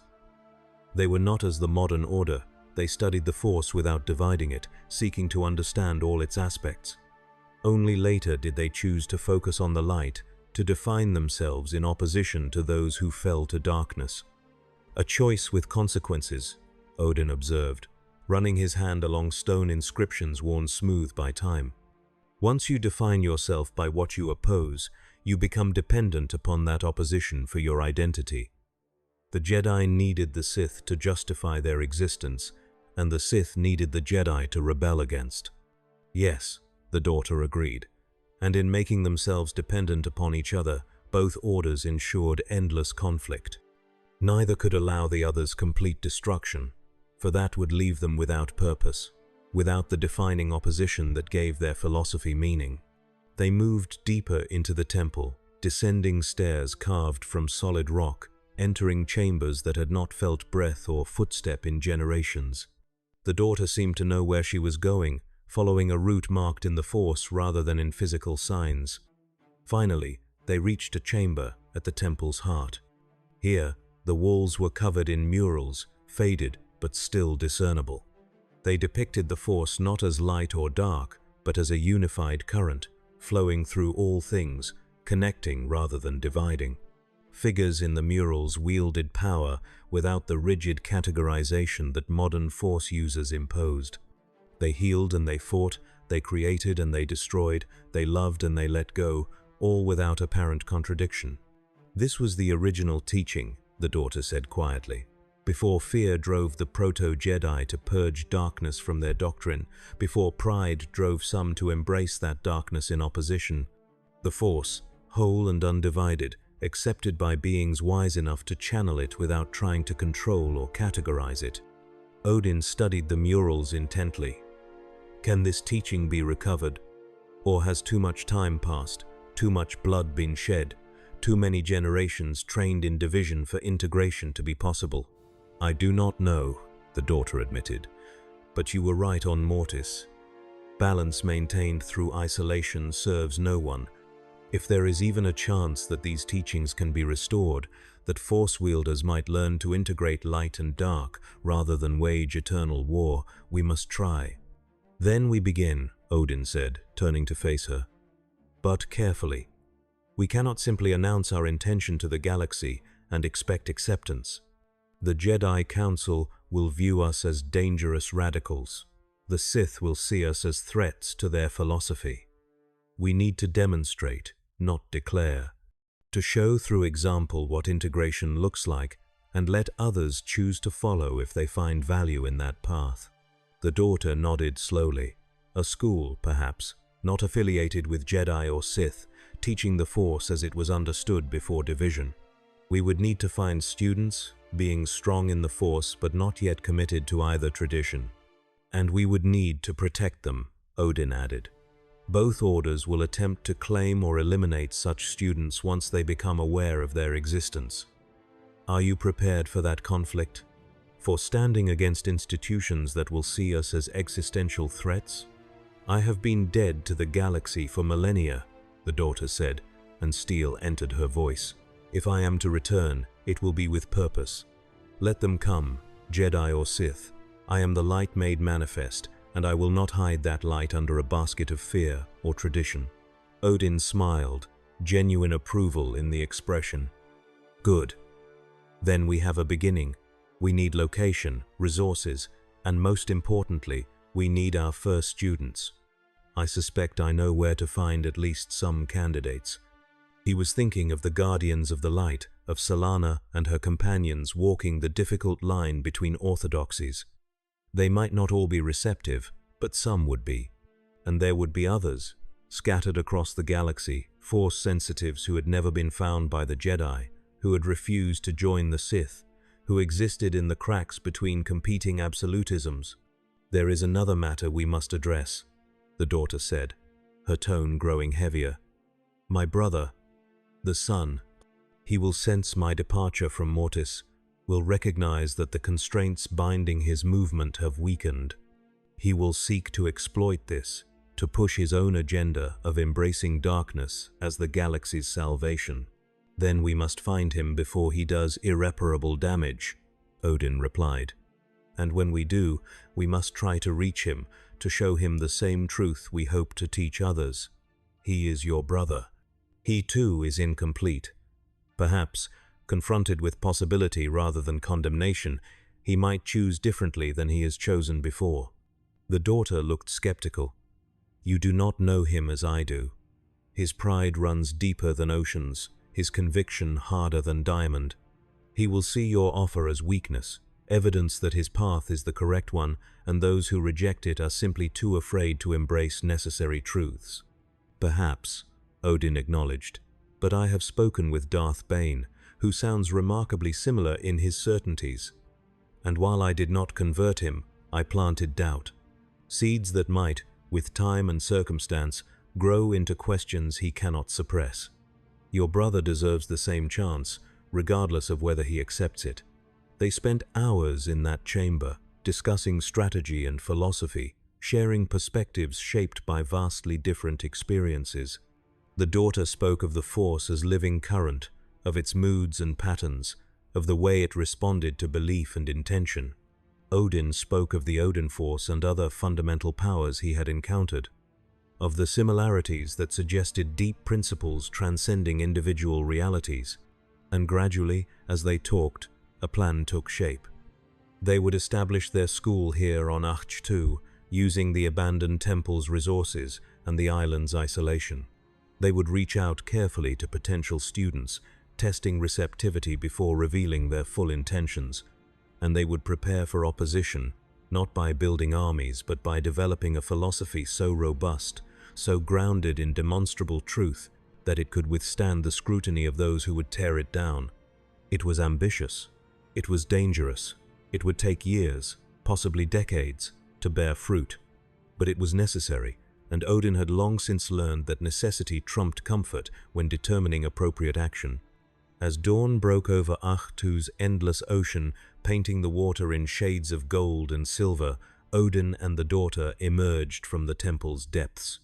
They stood together at the island's highest point, looking out across the waves toward a galaxy that did not yet know they existed as alliance rather than separate beings. When I left Asgard, Odin said quietly, I believed my time had ended, that I had failed my sons, my people, my responsibilities. I wandered between worlds as a ghost, neither truly alive nor properly dead. But perhaps that ending was actually a beginning. Perhaps I was brought here to this galaxy, at this moment, to offer what I learned too late to save my own realm. And I, the daughter said, matching his quiet tone, have existed as symbol rather than person. For so long I had forgotten what it meant to choose, to act, to influence events directly. You have reminded me that power unused is power wasted, that good intentions without action are merely comfortable thoughts. Thank you for that gift, All-Father." They stood in companionable silence as the sun rose higher, burning away the morning mists. Below them, the ocean surged and retreated, eternal rhythm unchanged by mortal concerns. Somewhere out there, in the vast galaxy, Darth Bane was plotting, the Jedi Council was deliberating, countless beings were being born and dying, loving and fighting, building and destroying. The galaxy turned, indifferent and magnificent. And on a forgotten island where the first Jedi had learned to touch the Force, two beings from different epochs and traditions began to shape a teaching that might, if fortune smiled and wisdom prevailed, offer an answer to a question asked across millennia: how to live with power without becoming its prisoner. The task ahead was immense. The obstacles were daunting. Success was far from guaranteed. But they had taken the first step, and that was always the hardest one.